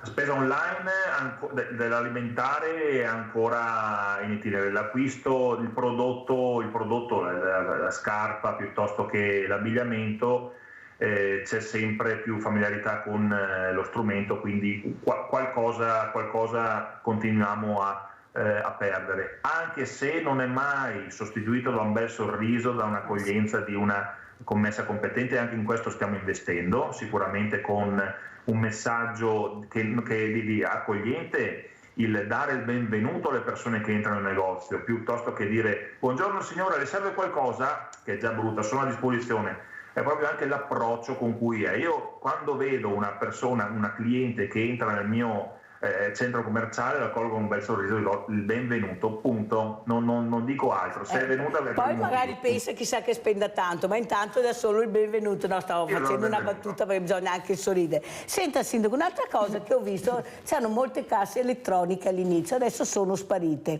Voglio andare alla cassa, che ci sia la cassiera, Perché forse qualcuno non ha capito che noi siamo stati abituati così, cioè specialmente i diversamente giovani, loro prendono questo, però vogliono il sorriso, la parola, cioè il fatto anche di questo, cioè non possiamo togliere questo tessuto che è importantissimo, o sbaglio? Poi sentiamo anche, non come avvocato, come presidente, ma come donna, ecco, quando va a spesa anche semenzato. Cosa dice, Sindaco?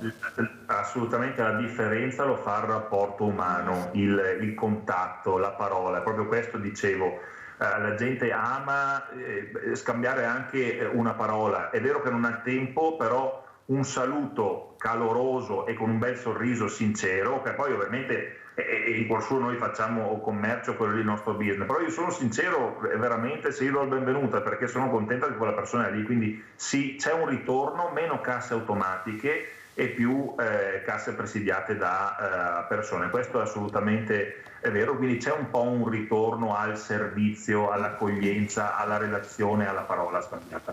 Senta, Sindaco, e pagare un po' di più questi commessi, questi addetti ai lavori? No, perché parliamo anche di questo, perché siccome io parlo con loro, perché a me piace ascoltare prima di parlare qui in televisione, non voglio dire fregnacce, perché già ne sentiamo tante, ci manca solo che mi metto anch'io, se no Sveglia Veneti non so che nome avrebbe. Cioè questi non sono pagati, poveretti, un colpo 3 ore, 2 ore, poi li spostano da una parte e dall'altra, cioè diventano degli zombie, ma cioè, c'è il rispetto della persona, è questo che voglio capire, perché non troviamo personale, non lo dico a lei Sindaco che conosco anche molto bene oltretutto, ma parlo in generale, io parlo con questi ragazzi Sindaco, fanno anche chilometri e chilometri per andare al lavoro e poi finito il lavoro ne hanno un altro di lavoro perché devono mettere a posto, sistemare, ecco come funziona Sindaco, perché con gli stipendi che prendono veramente c'è da farsi il punto di domanda se resisteranno o meno e se ne troverete ancora, perché il giovane non è più il giovane di una volta come ha detto l'avvocato, è un giovane che vuole rispetto,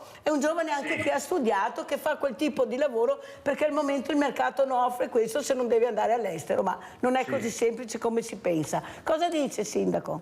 Predisposto meno al sacrificio il giovane di adesso in realtà, quindi a non sacrificare magari i sabati e le domeniche, quindi costretto a essere in balia di questi turni magari molto spezzettati, ma per venire incontro anche all'esigenza, a questa necessità di approfondire, insomma, i contratti i part-time che facciamo ultimamente per dare la possibilità di studiare anche ai ragazzi, quindi che una volta invece non c'era, 15-20 anni fa non c'era questa esigenza.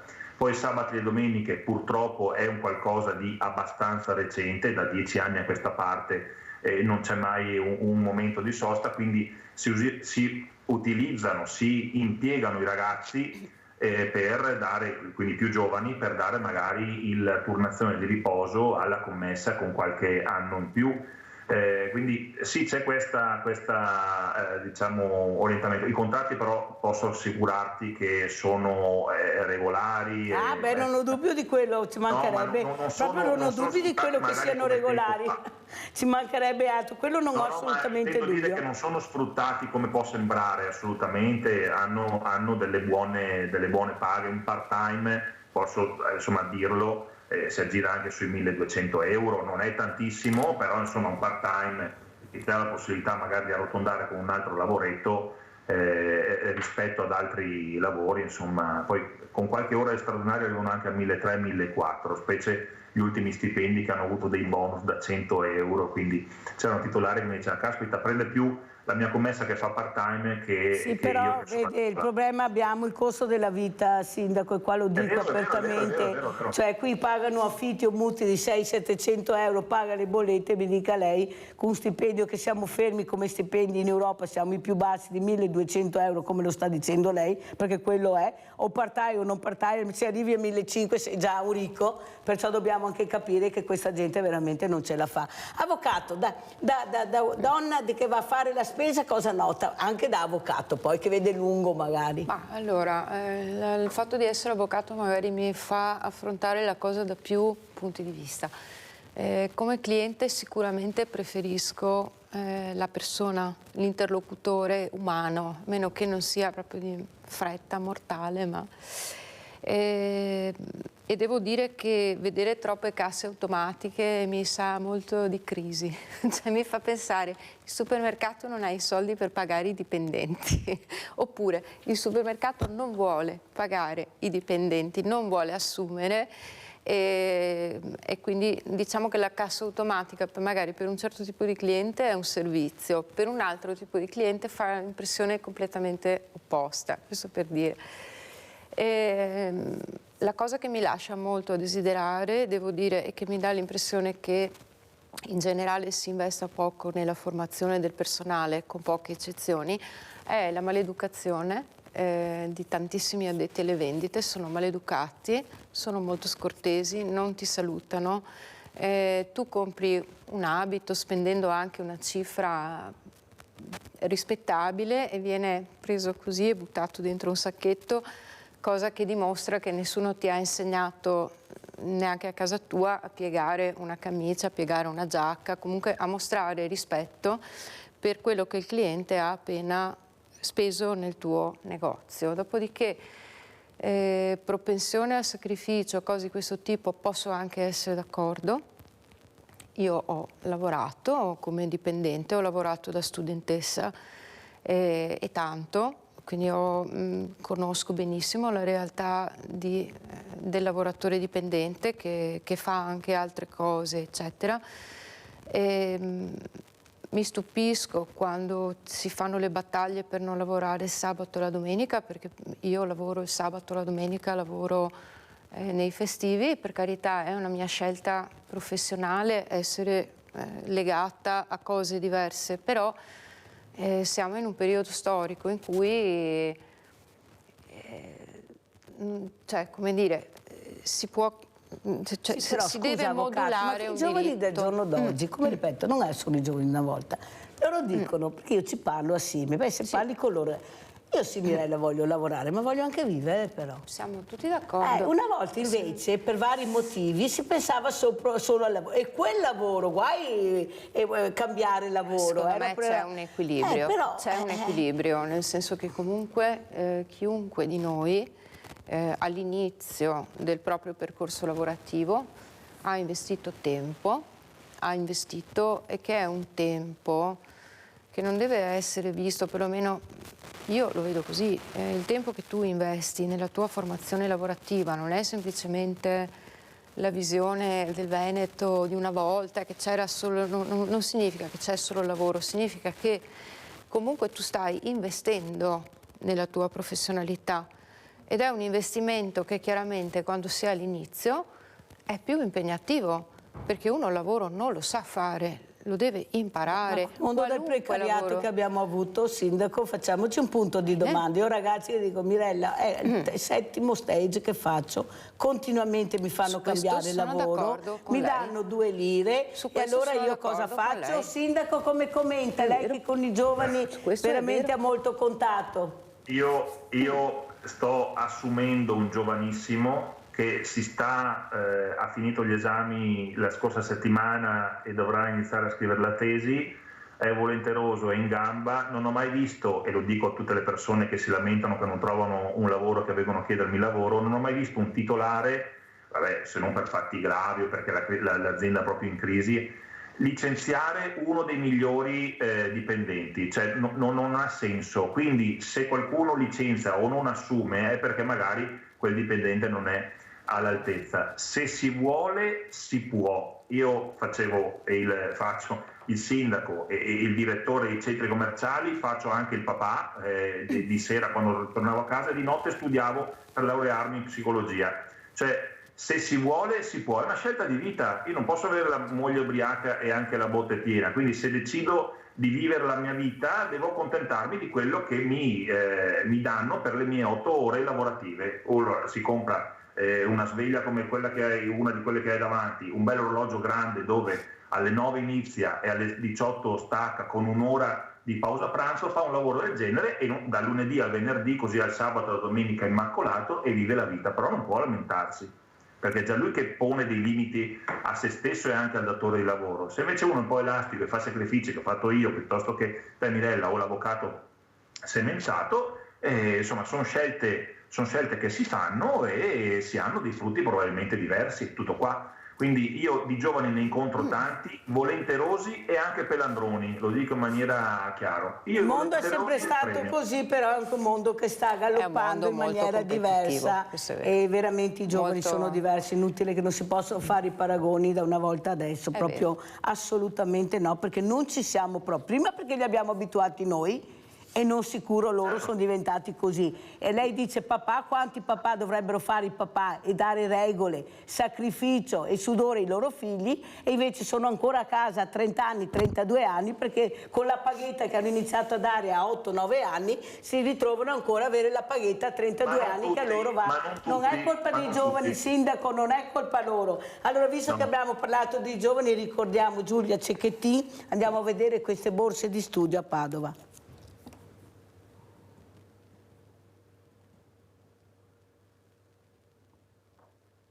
Porteranno il nome di Giulia Cecchettin, la giovanissima laureanda in ingegneria biomedica dell'Università di Padova, sequestrata e uccisa dall'ex fidanzato Filippo Turetta, le borse di studio che l'università ha istituito attraverso il programma Imprenditoria Femminile, finanziato dal Ministero delle Imprese e del Made in Italy con fondi del PNRR. Si tratta di 10 premi di laurea del valore di 1.000 euro ciascuno, che saranno riservati a studentesse meritevoli che negli anni accademici 2023-2024 e 2024-2025 conseguiranno la laurea in ingegneria biomedica, che venerdì sarà consegnata alla famiglia di Giulia in sua memoria. 5 incentivi da 1.000 euro ciascuno andranno a sostenere studentesse che si sono iscritte o si iscriveranno ai corsi di lauree scientifiche del BO, come esonero o semi-esonero dalle spese di immatricolazione. Venerdì mattina alle 11 nell'aula magna del BO sarà consegnata alla famiglia di Giulia, a papà Gino e alla sorella Enela la laurea in sua memoria. Allora, avvocato Semenzato, ecco, ricordiamo anche Giulia, questa famiglia distrutta dal dolore. Giulia non tornerà più. Questo ragazzo in carcere, ecco, del suo osservatorio cosa succederà? Succederà che ci sarà un processo, come in tanti altri casi purtroppo è successo, e questa persona sconterà la sua pena. Niente più e niente meno. La differenza che noi possiamo rilevare è diciamo, l'eco di riflessione, speriamo, che questa vicenda ha portato a fare, ma vedremo nel tempo questa riflessione effettivamente quanto sia stata tale, cioè abbia avuto una sua profondità e quindi con degli effetti duraturi per chi la fa, oppure sia stata solamente un'onda emotiva o come per altri. Vediamo ogni tanto degli articoli, ne ho visto uno qualche giorno fa dove un arrestato aveva detto alla sua giovane fidanzata, l'aveva minacciata tra le tante cose dicendole tu finirai peggio di Giulia Cecchettin, quindi non possiamo mai prevedere veramente. L'ergastolo no, dice avvocato? Io dubito che lui ha un ottimo difensore, da quel che è importante, sappiamo, e quindi non so se si esporrà a un dibattimento. Normalmente vedo che in questo tipo di vicende viene chiesto il rito abbreviato, che comunque è cosa vuol dire? Spieghiamo a casa cosa vuol dire rito abbreviato. È l'unico, è un rito che non comporta appunto processo dibattimentale, quindi con l'istruttoria che si svolge davanti al tribunale e che comporta la formazione della prova, si dice, in presenza del giudice. Nell'abbreviato si giudica in base a ciò che viene acquisito durante le indagini preliminari e quindi sul compendio di atti, documenti, prove raccolte nelle indagini preliminari viene fatto un processo che comporta nella norma, tra le varie cose, uno sconto di pena di 1/3 sulla pena finale che il giudice ritiene applicabile a quel caso. L'abbreviato, nei casi di reati punibili con l'ergastolo, e bisognerà vedere se questo sarà, perché ho presenti anche altri casi, e qualora il giudice ritenesse applicabile l'ergastolo, mettiamola così, grazie al rito abbreviato applicherebbe una pena massima di 30 anni. Pacificamente, con una responsabile, un autore di reato così giovane,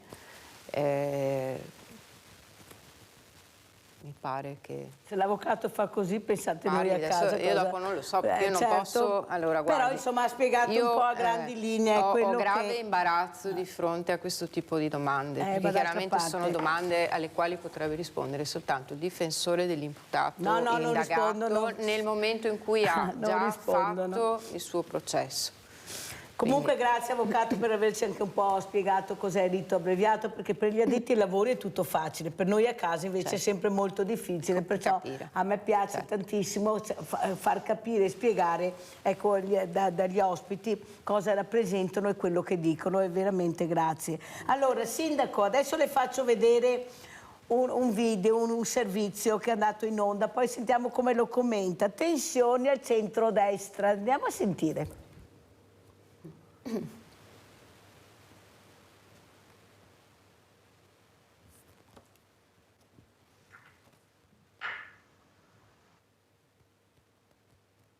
Giuseppe, ma scusa, ma non è che debba stare per i prossimi 20 anni, scusami, ma allora deve stare per i prossimi 20 anni, vuoi condannarlo a fare il governatore?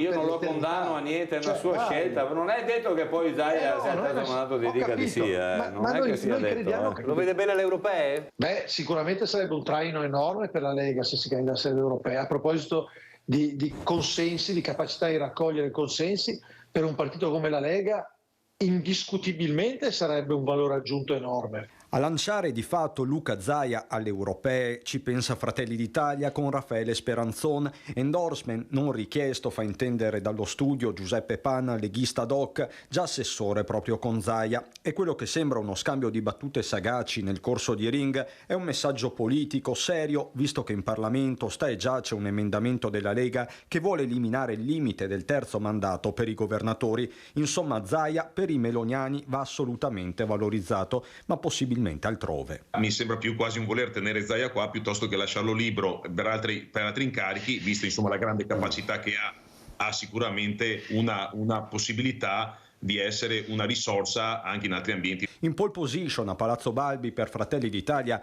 resterebbe Luca De Carlo, ma tra le file della Lega l'obiettivo è un altro. Spero di non offendere nessuno, ma come leghista farò di tutto perché il prossimo candidato per la Regione Veneto sia un altro leghista. E c'è poi una variabile con nome e cognome, Flavio Tosi, come conferma il sindaco forzista di Cessalto Emanuele Crosato. Non vedrei nessun problema che fosse un candidato di Forza Italia. Mi butto io a questo punto. Allora, Sindaco, come commenta, ecco, da politico, ecco, questa querela, questa diatriba, i nomi, chi sarà del suo osservatorio, ecco, cosa vuole dire e come ci saluta? Vi saluto dicendo che auspico tantissimo che un governatore capace, desiderato e in maniera assolutamente democratica venga eletto per l'ennesima volta. Se uno è bravo non posso per forza mandarlo via per limiti di mandati, ci potrebbe stare a livello territoriale turnover tra sindaci, però se uno governa bene e si mette in gioco e il popolo lo vota, perché precludere a priori la sua candidatura? Perché per forza farlo uscire e magari avere un governatore meno capace, meno abile, meno comunicatore, meno come si dice, moderato, ecco, come invece è Luca Zaia, che insomma ha dimostrato negli anni di essere una persona che dialoga con tutti. Quindi davvero io sono una persona che punta tantissimo alla democrazia e è uno dei pochi sistema comunale, sistema regionale, oltre al di là di quello europeo, che permette ai cittadini di scegliere, di esprimere la propria preferenza, come si diceva prima, con i listini, al di là dei listini bloccati. Quindi quello che auspico io tanto è un futuro nelle mani di un buon Veneto Doc come Luca Zaia, perlomeno un altro leghista, ma comunque un'altra persona che eventualmente che ha la possibilità di candidarsi, ma perché precludere a lui la possibilità di farlo? Sì, è vero, però morto un re ne fa tre, cioè, cerchiamo anche di capire che anche un po' di aria fresca, sindaco, un pochino, perché sennò che ce ne sono tanti di bravi rimangono sempre fermi e a mio avviso dopo tanti anni diventa dittatura. Sì, allora non è più democrazia, sindaco, a questo punto qua, perché a parte che è il quarto mandato di Zaia, lo diciamo, non è il terzo, è il quarto, però per carità nessuno dice che non è stato bravo, però anche lui in tempi non sospetti diceva 2 mandati e basta, perché si rendeva conto che la politica ha bisogno anche di rinnovamento, perché ho capito che abbiamo i senatori e gli onorevoli che a 100 anni fra poco, però se continuiamo così non andiamo da nessuna parte, sindaco. Io dico solo che non ho mai sentito Zaia dire no, quello non si può candidare. Come io, se mi candido sindaco un'altra volta, dico ah no, quello non si può candidare. Uno può candidarsi, se poi non ce la fa e sono bravo di lui, peggio per lui. Però io ripeto, non sono della politica del sì, non del no. Lui sì, lui no, no, non va bene. In democrazia si accetta tutti, poi il migliore vince. Se non si è bravi a far squadra e se il centrodestra si dovesse rompere, si fa il gioco della sinistra, anche quella è una scelta. Grazie, grazie al sindaco Filippo Lazzarini, sindaco di Arzegrande, secondo mandato Lega che si ricanderà sicuramente. Grazie all'avvocato Mariangela Semenzato, presidente comitato pari opportunità, Ordine Avvocati di Venezia, ed è stata con noi per questa lunga chiacchierata. Grazie, grazie, pubblicità.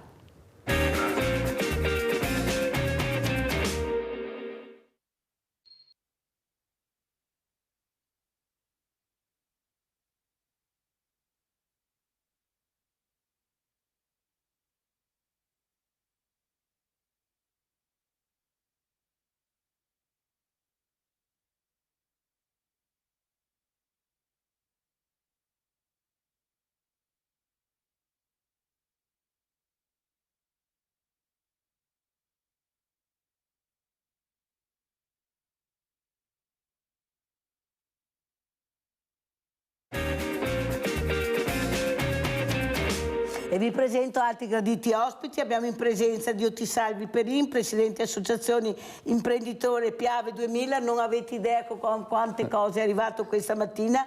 Lo ha accompagnato anche un'altra persona, Pietro Stefan, scultore di Collalto. Veramente vedrete che opere meravigliose. E saluto anche Vincenzo Clarizia, collegato con noi da Jesolo, tecnico meteorologo. Grazie Clarizia anche lei di essere qui. Allora partiamo con Perin, visto che ha portato il mondo stamattina. Da dove iniziamo, Perin?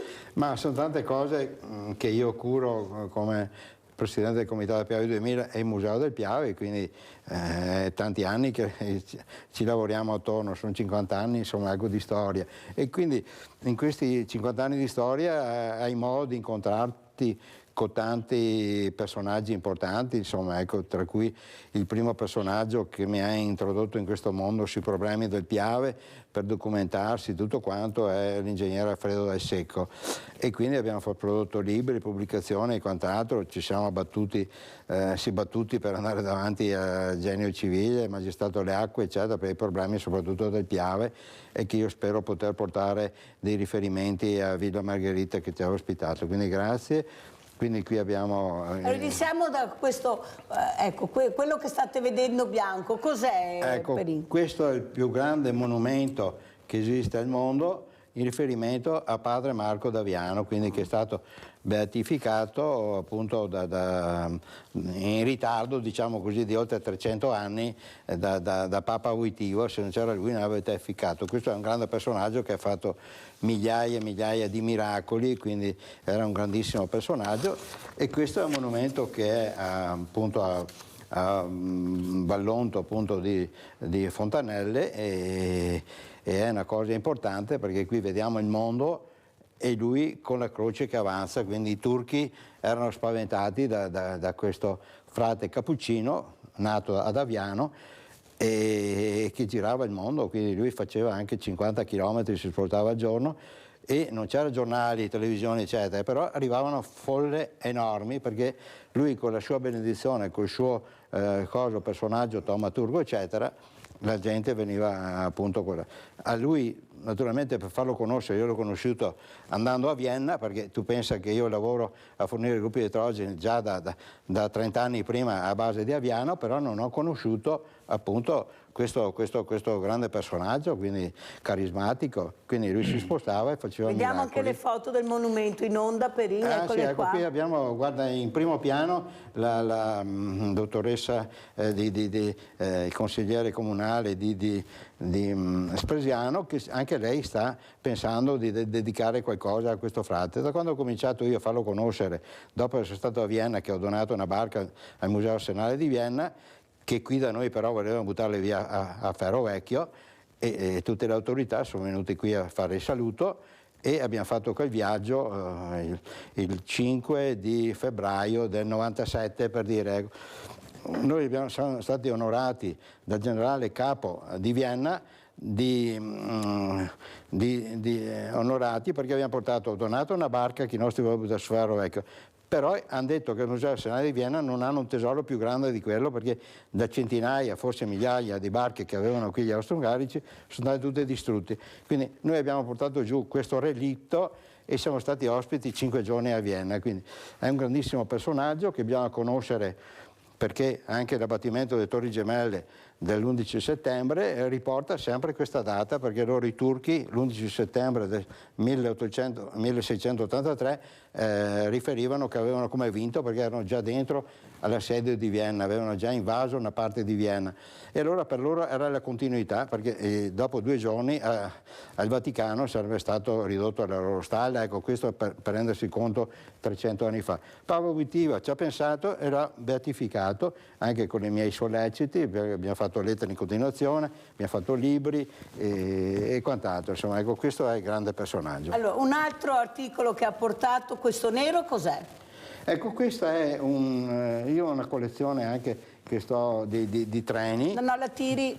Di treni, bravo. Ecco, questa qua. Sì, ha portato delle robette proprio e da questo niente. è dei treni appunto a vapore, quindi ho i treni a vapore, e questo sarebbe il faro che va davanti, quindi non ho potuto portare il treno, ma lo vedremo più avanti in questo... No, perché se avesse potuto aver portato il treno completo è per di realizzare appunto questo museo che vogliamo realizzare a Susegana. Adesso abbiamo dei magazzini sparsi in giro nei capannoni con tanto materiale importante, tra cui la collezione di macchine a vapore dei trattori più importante d'Europa.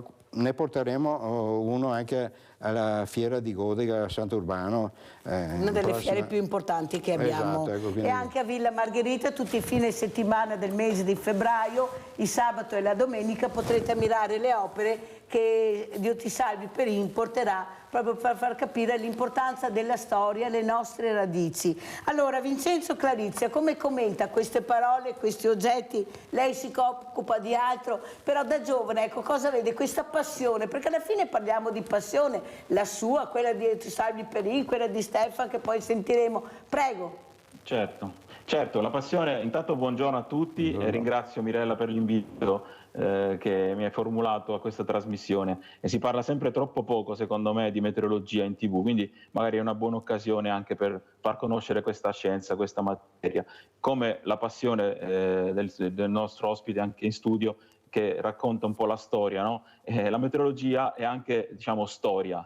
Io mi affido sempre al nostro grande maestro Edomondo Bernacca, no? Che è stata la storia della meteorologia, e quindi si può dire che sempre in connubio la storia deve sempre insegnare per il nostro futuro, perché deve sembrare, diciamo, come da insegnamento, no? Il nostro maestro Bernacca ha fatto le previsioni del tempo per diversi anni, dagli anni 60 agli anni 90, e lui con il suo modo pacato, con il suo modo semplice, è riuscito a parlare a gente in maniera molto ed era anche molto credibile, perché sbagliava poco le previsioni. Sì, effettivamente sì.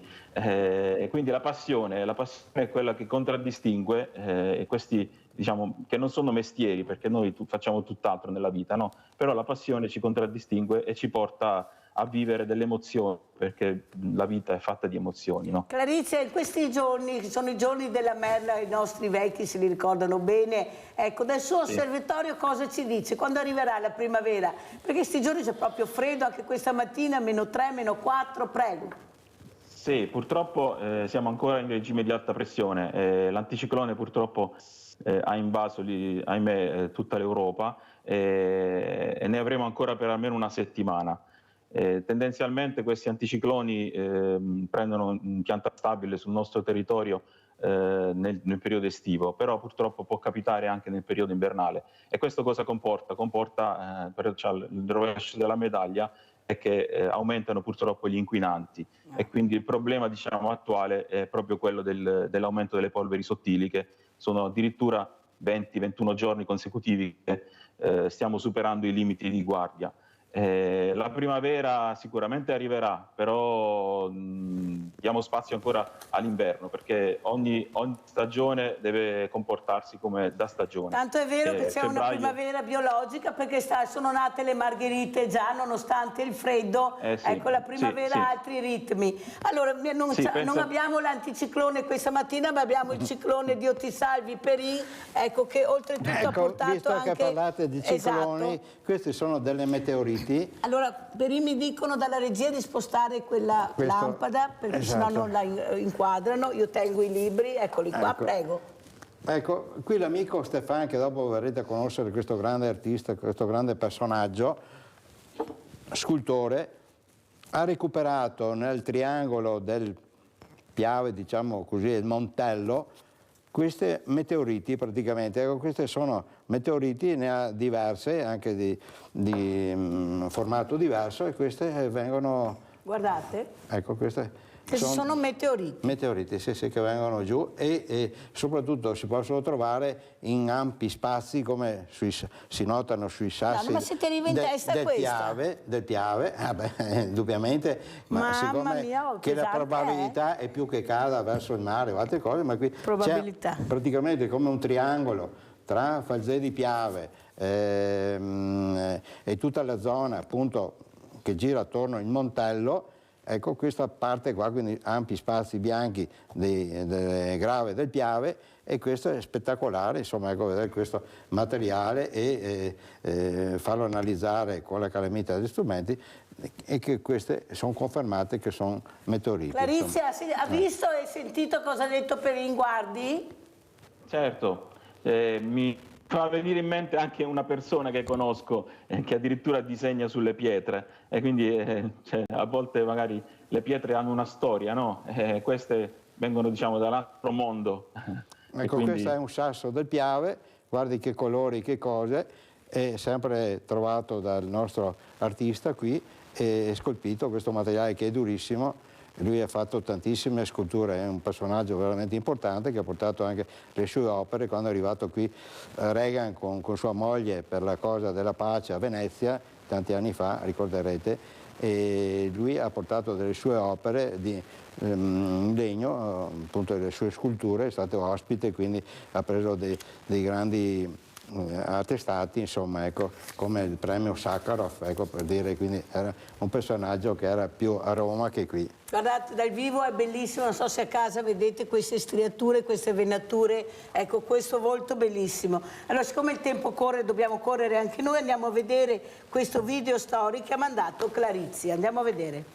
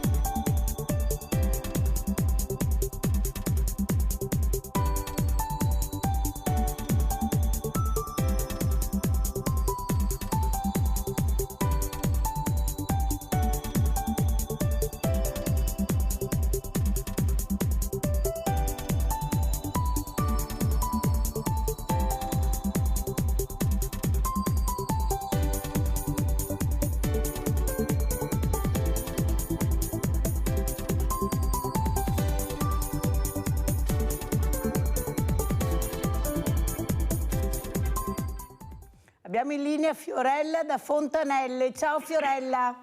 Ciao. Volevo testimoniare del nostro amico Vincenzo, che è anche un mio amico, ci conosciamo da un po'. Ci conosciamo, è molto bravo come meteorologo, quello che dice non si avvera perché non è un astrologo, ma avviene.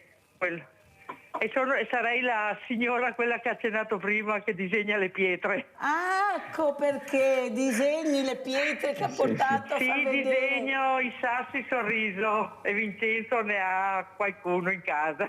Va bene, allora ti inviterò Fiorella, così vedremo anche i tuoi sassi, questi sono messaggi importanti. Prego Vincenzo, sì, eccoli qua. Di questi tempi regalare sorrisi...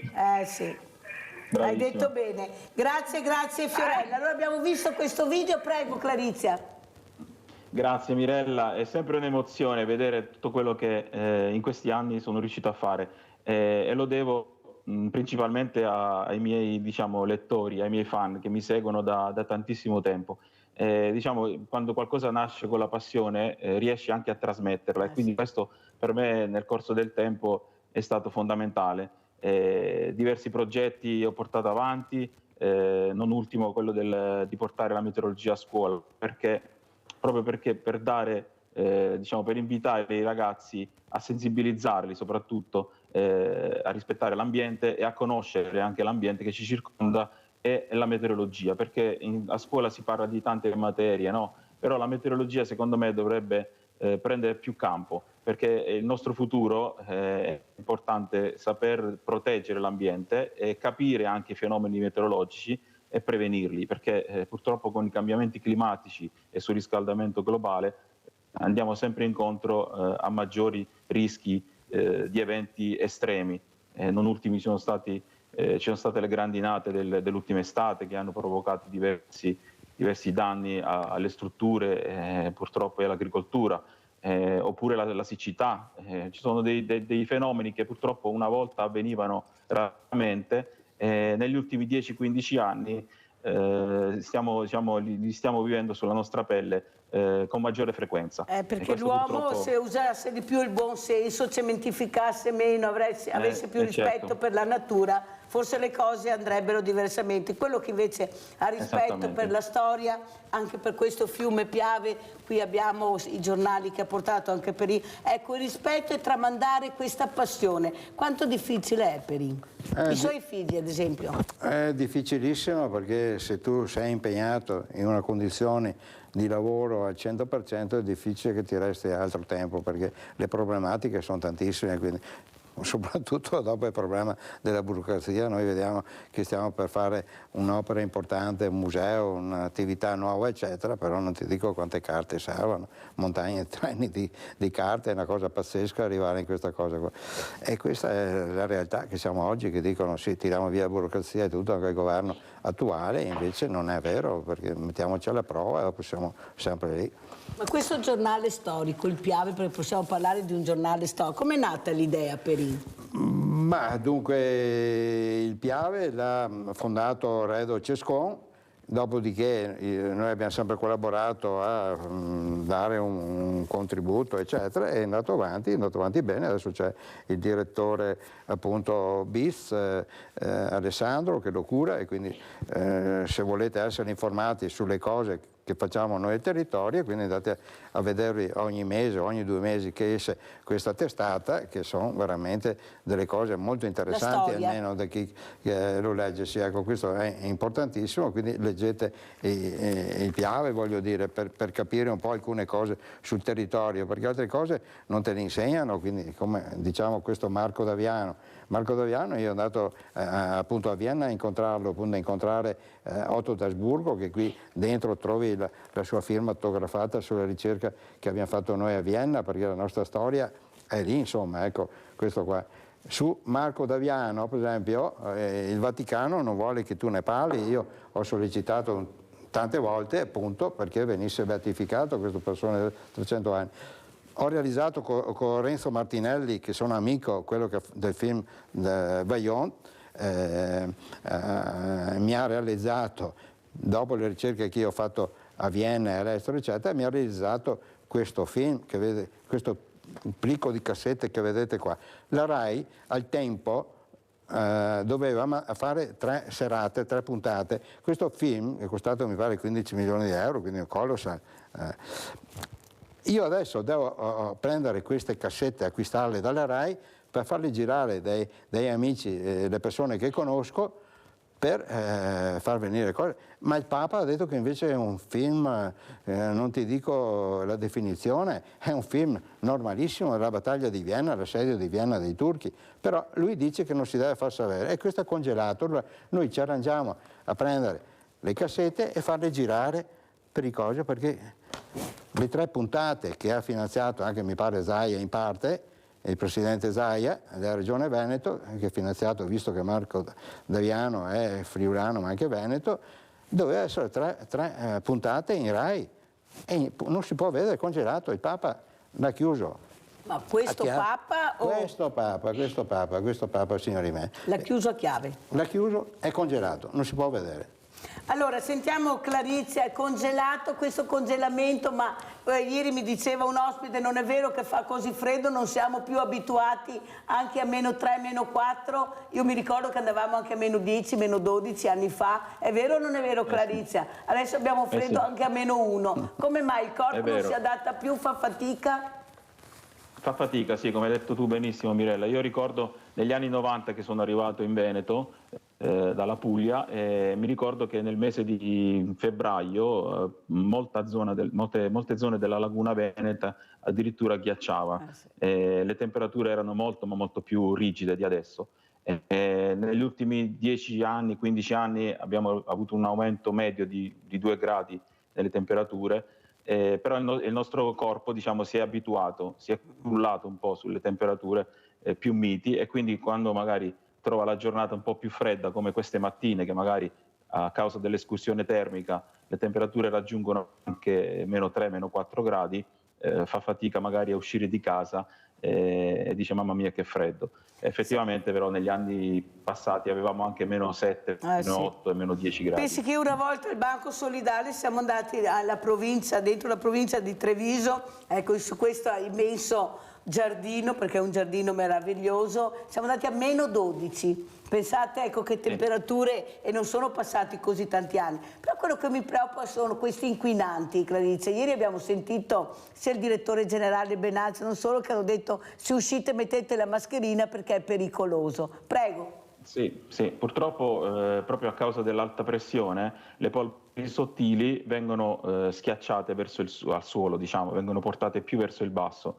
La stabilità atmosferica, quindi l'assenza di vento, permette proprio agli inquinanti il depositarsi più vicini, prossimi al suolo. E nelle ore più, diciamo, più pericolose, tra virgolette, per la salute, diciamo, sono quelle serali e quelle del primo mattino. Infatti non so se avete notato, soprattutto stamattina io mi sono svegliato presto e ho sentito un odore acre.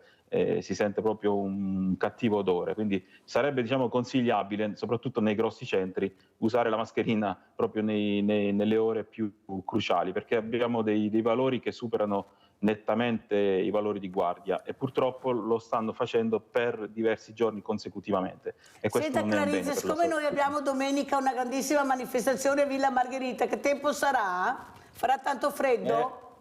Farà freddo al mattino, ci saranno ancora purtroppo delle nebbie, poi si diraderanno pure nel corso della giornata. Le temperature poi arriveranno sugli 8-10 gradi per domenica. Però ancora, ripeto, per quanto riguarda le piogge dovremmo aspettare almeno l'8-10 di febbraio. Grazie Clarizia. Allora, in cosa si aspetta invece dalla politica, che deve riconoscere anche il lavoro di questo uomo, questa passione, questa tradizione? Ecco, lui investe, perché lui veramente investe su quello che crede. Prego. Ma Dio, è un po' difficile dirtelo. Io soddisfazione l'ho avuto a fare dei monumenti qui a Treviso, di far realizzare dagli artisti dei monumenti come a Mario del Monaco, un personaggio che stava andando scomparendo, quindi o a Marco Daviano che ha fatto sul Put, appunto davanti al bastione San Marco, o il monumento agli Alpini, quindi abbiamo fatto diverse cose molto importanti, però l'unico personaggio politico che mi ha dato attestati e che mi ha seguito bene è stato il sindaco Giampaolo Gobbo. Ecco, dal resto purtroppo pochissimo ne è venuto fuori. Io mi batto per ricerche storiche e quant'altro, per i problemi del Piave. Adesso spero appunto che siamo in trasmissione, che senta questa trasmissione il presidente dottor Luca Zaia e che mi dia risposta a un articolo che abbiamo fatto anche nel Piave qualche mese fa, e quindi con le autorità deve dirmi sinceramente se queste casse di espansione appunto a Crocetta del Montello vengono fatte o no, o se abbiamo paura di parlarne di questa cosa, perché io non si sente più niente. Sono stato anche a Venezia, sono stato accolto dai personaggi importanti politici eccetera che mi ha mandato il dottor Luca Zaia, però siamo fermi là e quindi io sto aspettando giorno per giorno che arrivi questo documento per venire qui magari a spiegare alla gente cosa si fa, cosa non si fa, perché se no... Com'è il Piave in questo periodo? Come guarda, vedi? ci sono più o meno intanto dai 2, 3, 4, 5 metri di materiali in alcuni posti da tirar via, perché bisogna sghiaiarlo, quindi bisogna rendere un fiume, no? Oppure facciamo tutte casse di espansione ogni qualche chilometro e dentro facciamo una boscaglia, perché se lo facciamo appunto serbatoio di eliminazione possiamo fare una boscaglia, perché questa è la realtà. Oggi se viene una piena come il 66 noi siamo fritti tutto, perché l'acqua esce appunto col fosco e nella via della battaglia e viene fino qua, fino al mare. Questa è la situazione. Quindi dottor Zaia, per cortesia, mi dia una risposta a quella lettera, la prego, grazie. Allora, Clarizia, abbiamo sentito la preoccupazione di Diotisalvi Perin, che non sono preoccupazioni solo sue, ma anche di tanti che vivono anche sul Piave, perché c'è questo problema che dopo tanta siccità, specialmente a giugno, non si sa il perché, ma a giugno arrivano le grandi piogge, ma non si chiamano bombe d'acqua, sono nubifragi, però arrivano. Bravissima. Cosa dice Clarizia? Bravissima Mirella, hai usato proprio il termine giusto, perché tanti usano questi termini, bombe d'acqua. No, meteorologicamente parlando si parla di nubifragi. Effettivamente il problema per quanto riguarda i fiumi è elevato, soprattutto io vivendo poi a Jesolo, quindi mi ritrovo magari nel periodo pre-estivo, mi ritrovo tutti i detriti che vengono dalle foci del Piave e quindi ahimè ne risente anche l'indotto turistico, come è successo anche l'anno scorso nel periodo primaverile oppure nel 2018. Purtroppo andiamo sempre incontro a questi eventi estremi, a questi nubifragi, a queste precipitazioni intense, 50-60 mm in un giorno. E questo purtroppo, se non c'è la giusta manutenzione dei fiumi, tutto quanto viene poi a valle e quindi nelle foci dei fiumi e in spiaggia. E quindi è un danno che viene causato un po' a catena, no? Nel corso del letto del fiume fino ad arrivare alla foce.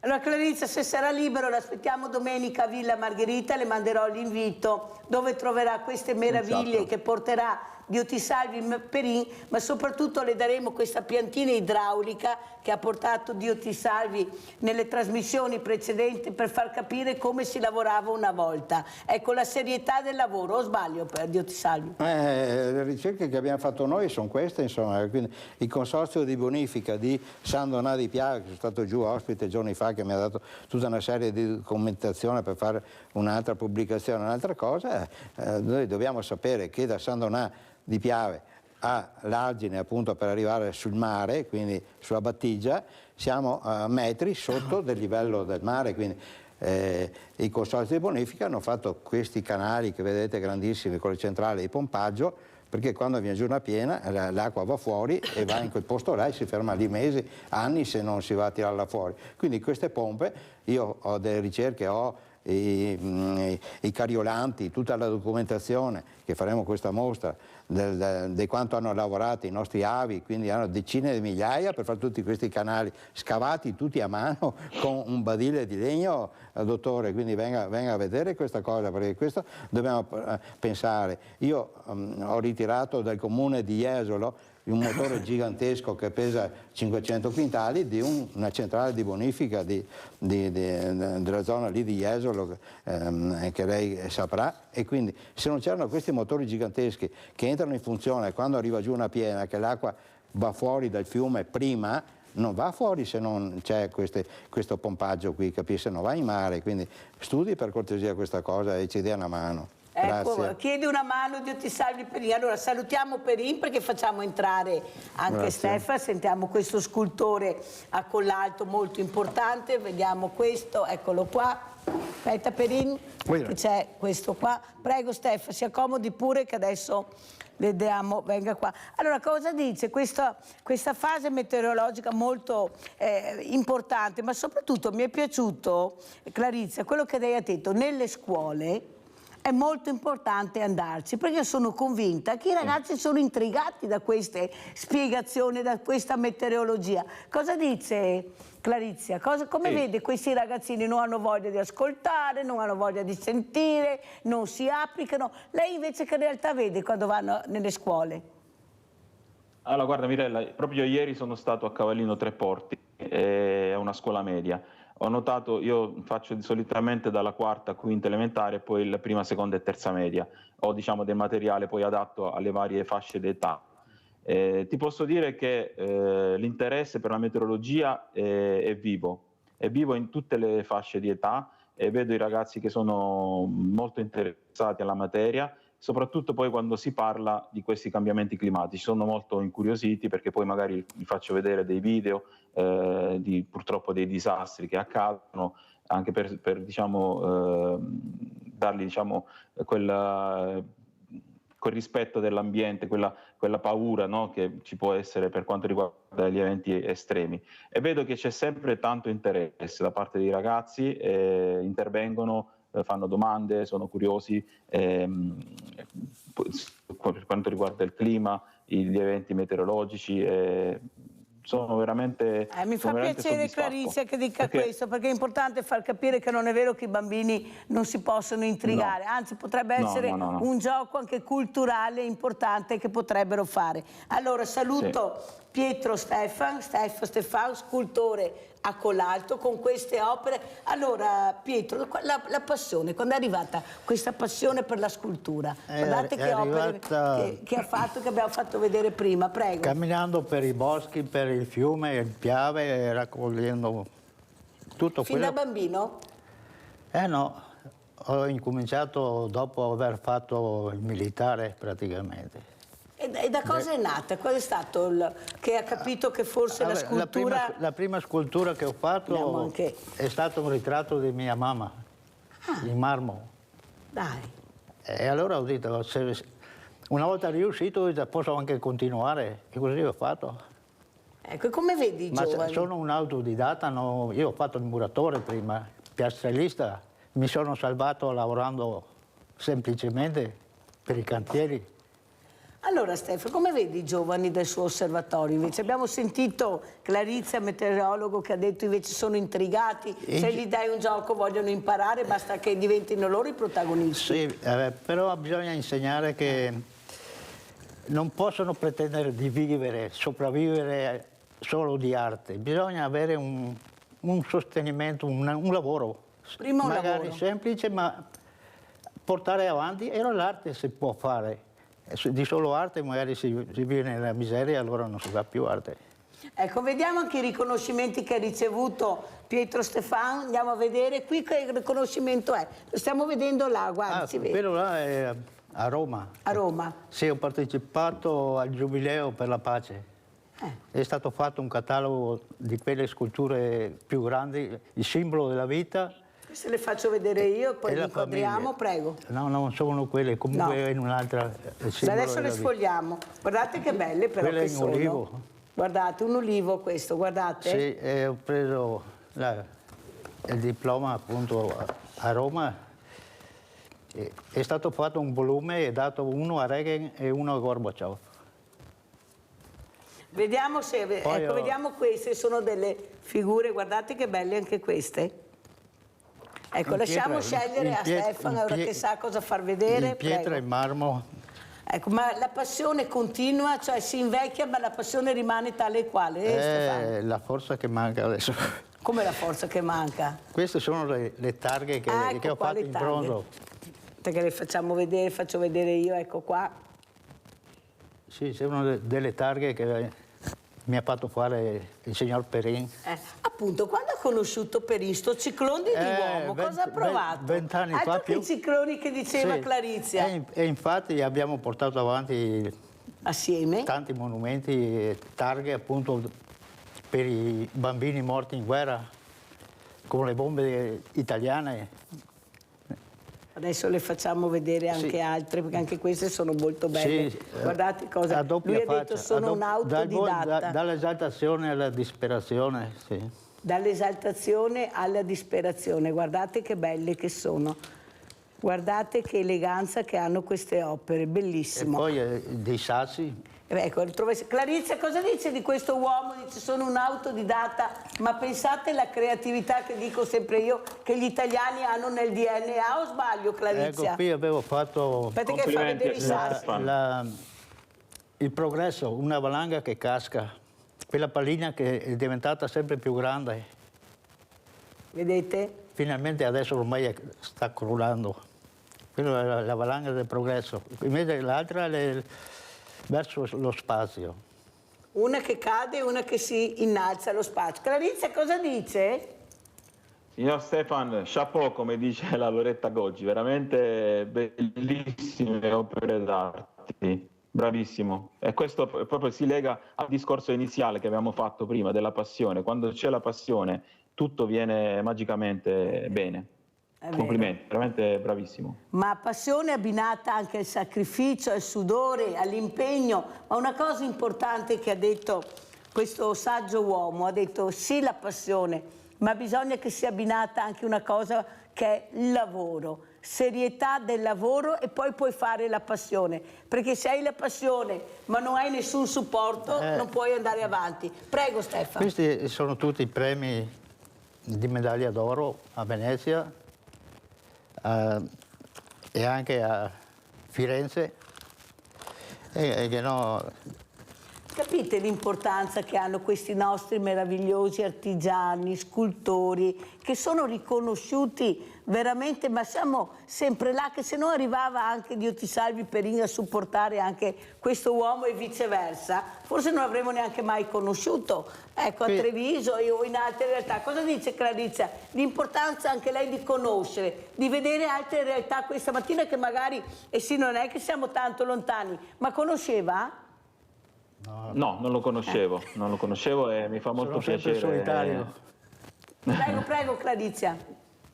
No, dico sempre che è bello la vita perché si impara sempre, e quindi anche queste occasioni servono anche per chi magari è abituato a vedere queste sculture magari nei musei, no? Sapere che c'è gente umile che veramente con la fatica e il sudore ha portato avanti questi progetti meravigliosi che valgono più di un Louvre, veramente complimenti.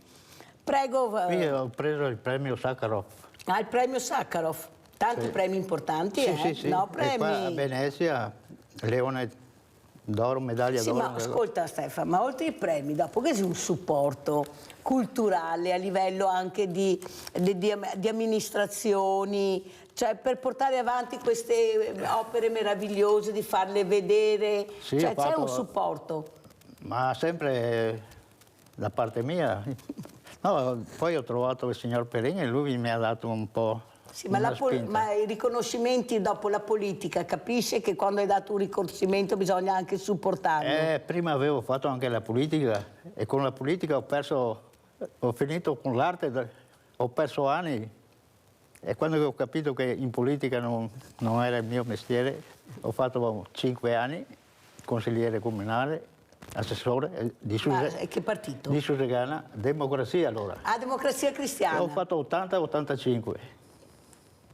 E dopo ho detto la politica. Sa che Stefano, che c'è qualcuno che rimpiange la Democrazia Cristiana, perché dice una volta veramente mangiavano tanto, ma mangiavamo anche noi, adesso invece non ci lasciano neanche più le ossa, una volta invece ci lasciavano qualcosa, adesso non ci lasciano più niente. Secondo lei è vero? Io vengo da una famiglia di 11 fratelli. E allora ho provato, a 18 anni ho preso la valigia e sono andato all'estero. Dove? In Svizzera. Poi sono venuto a casa per fare il militare. E dopo il militare ho lavorato ancora per i cantieri a fare il muratore e scolpivo la pietra alla sera. Avete capito? Il lavoro non stancava, non come ha detto il sindaco di Arzegrande che i giovani adesso non vogliono lavorare il sabato e la domenica, ecco, fanno orari ridotti. Lui ha detto anche con un buon stipendio, io ho detto che... ma a quei tempi la televisione magari non c'era e allora... Si faceva qualcos'altro? Alla sera perché c'era la passione. La passione, sì. Allora Clarizia, come ci saluta? Ormai siamo in chiusura, cosa vuole dire a questo grande uomo? E anche a quello che si è seduto appena adesso, Dio ti salvi per il... Certo, mi allacciavo al discorso che dicevi prima tu per quanto riguarda i giovani. Io dico che bisogna dare fiducia ai giovani perché è il nostro futuro. Io vedo tanti giovani, tanti ragazzi e li vedo pieni di entusiasmo. Non parlo dei miei figli perché ho avuto la fortuna di avere 3 figli meravigliosi, ma vedo anche in giro che i ragazzi secondo me hanno tante risorse nascoste, bisogna farli emergere e dargli fiducia, dargli tanta fiducia. Grazie, allora salutiamo Vincenzo Clarizia, tecnico meteorologo, grazie, è stato con noi, collegato da Jesolo. Ringrazio Dio ti salvi Perin, presidente associazione imprenditori Piave 2000, Pietro Stefan, guardate che bello, venite a vederlo a Villa Margherita se porterà qualcosa, scultore a Collalto. Grazie ancora a voi, grazie, la posta di Mirella.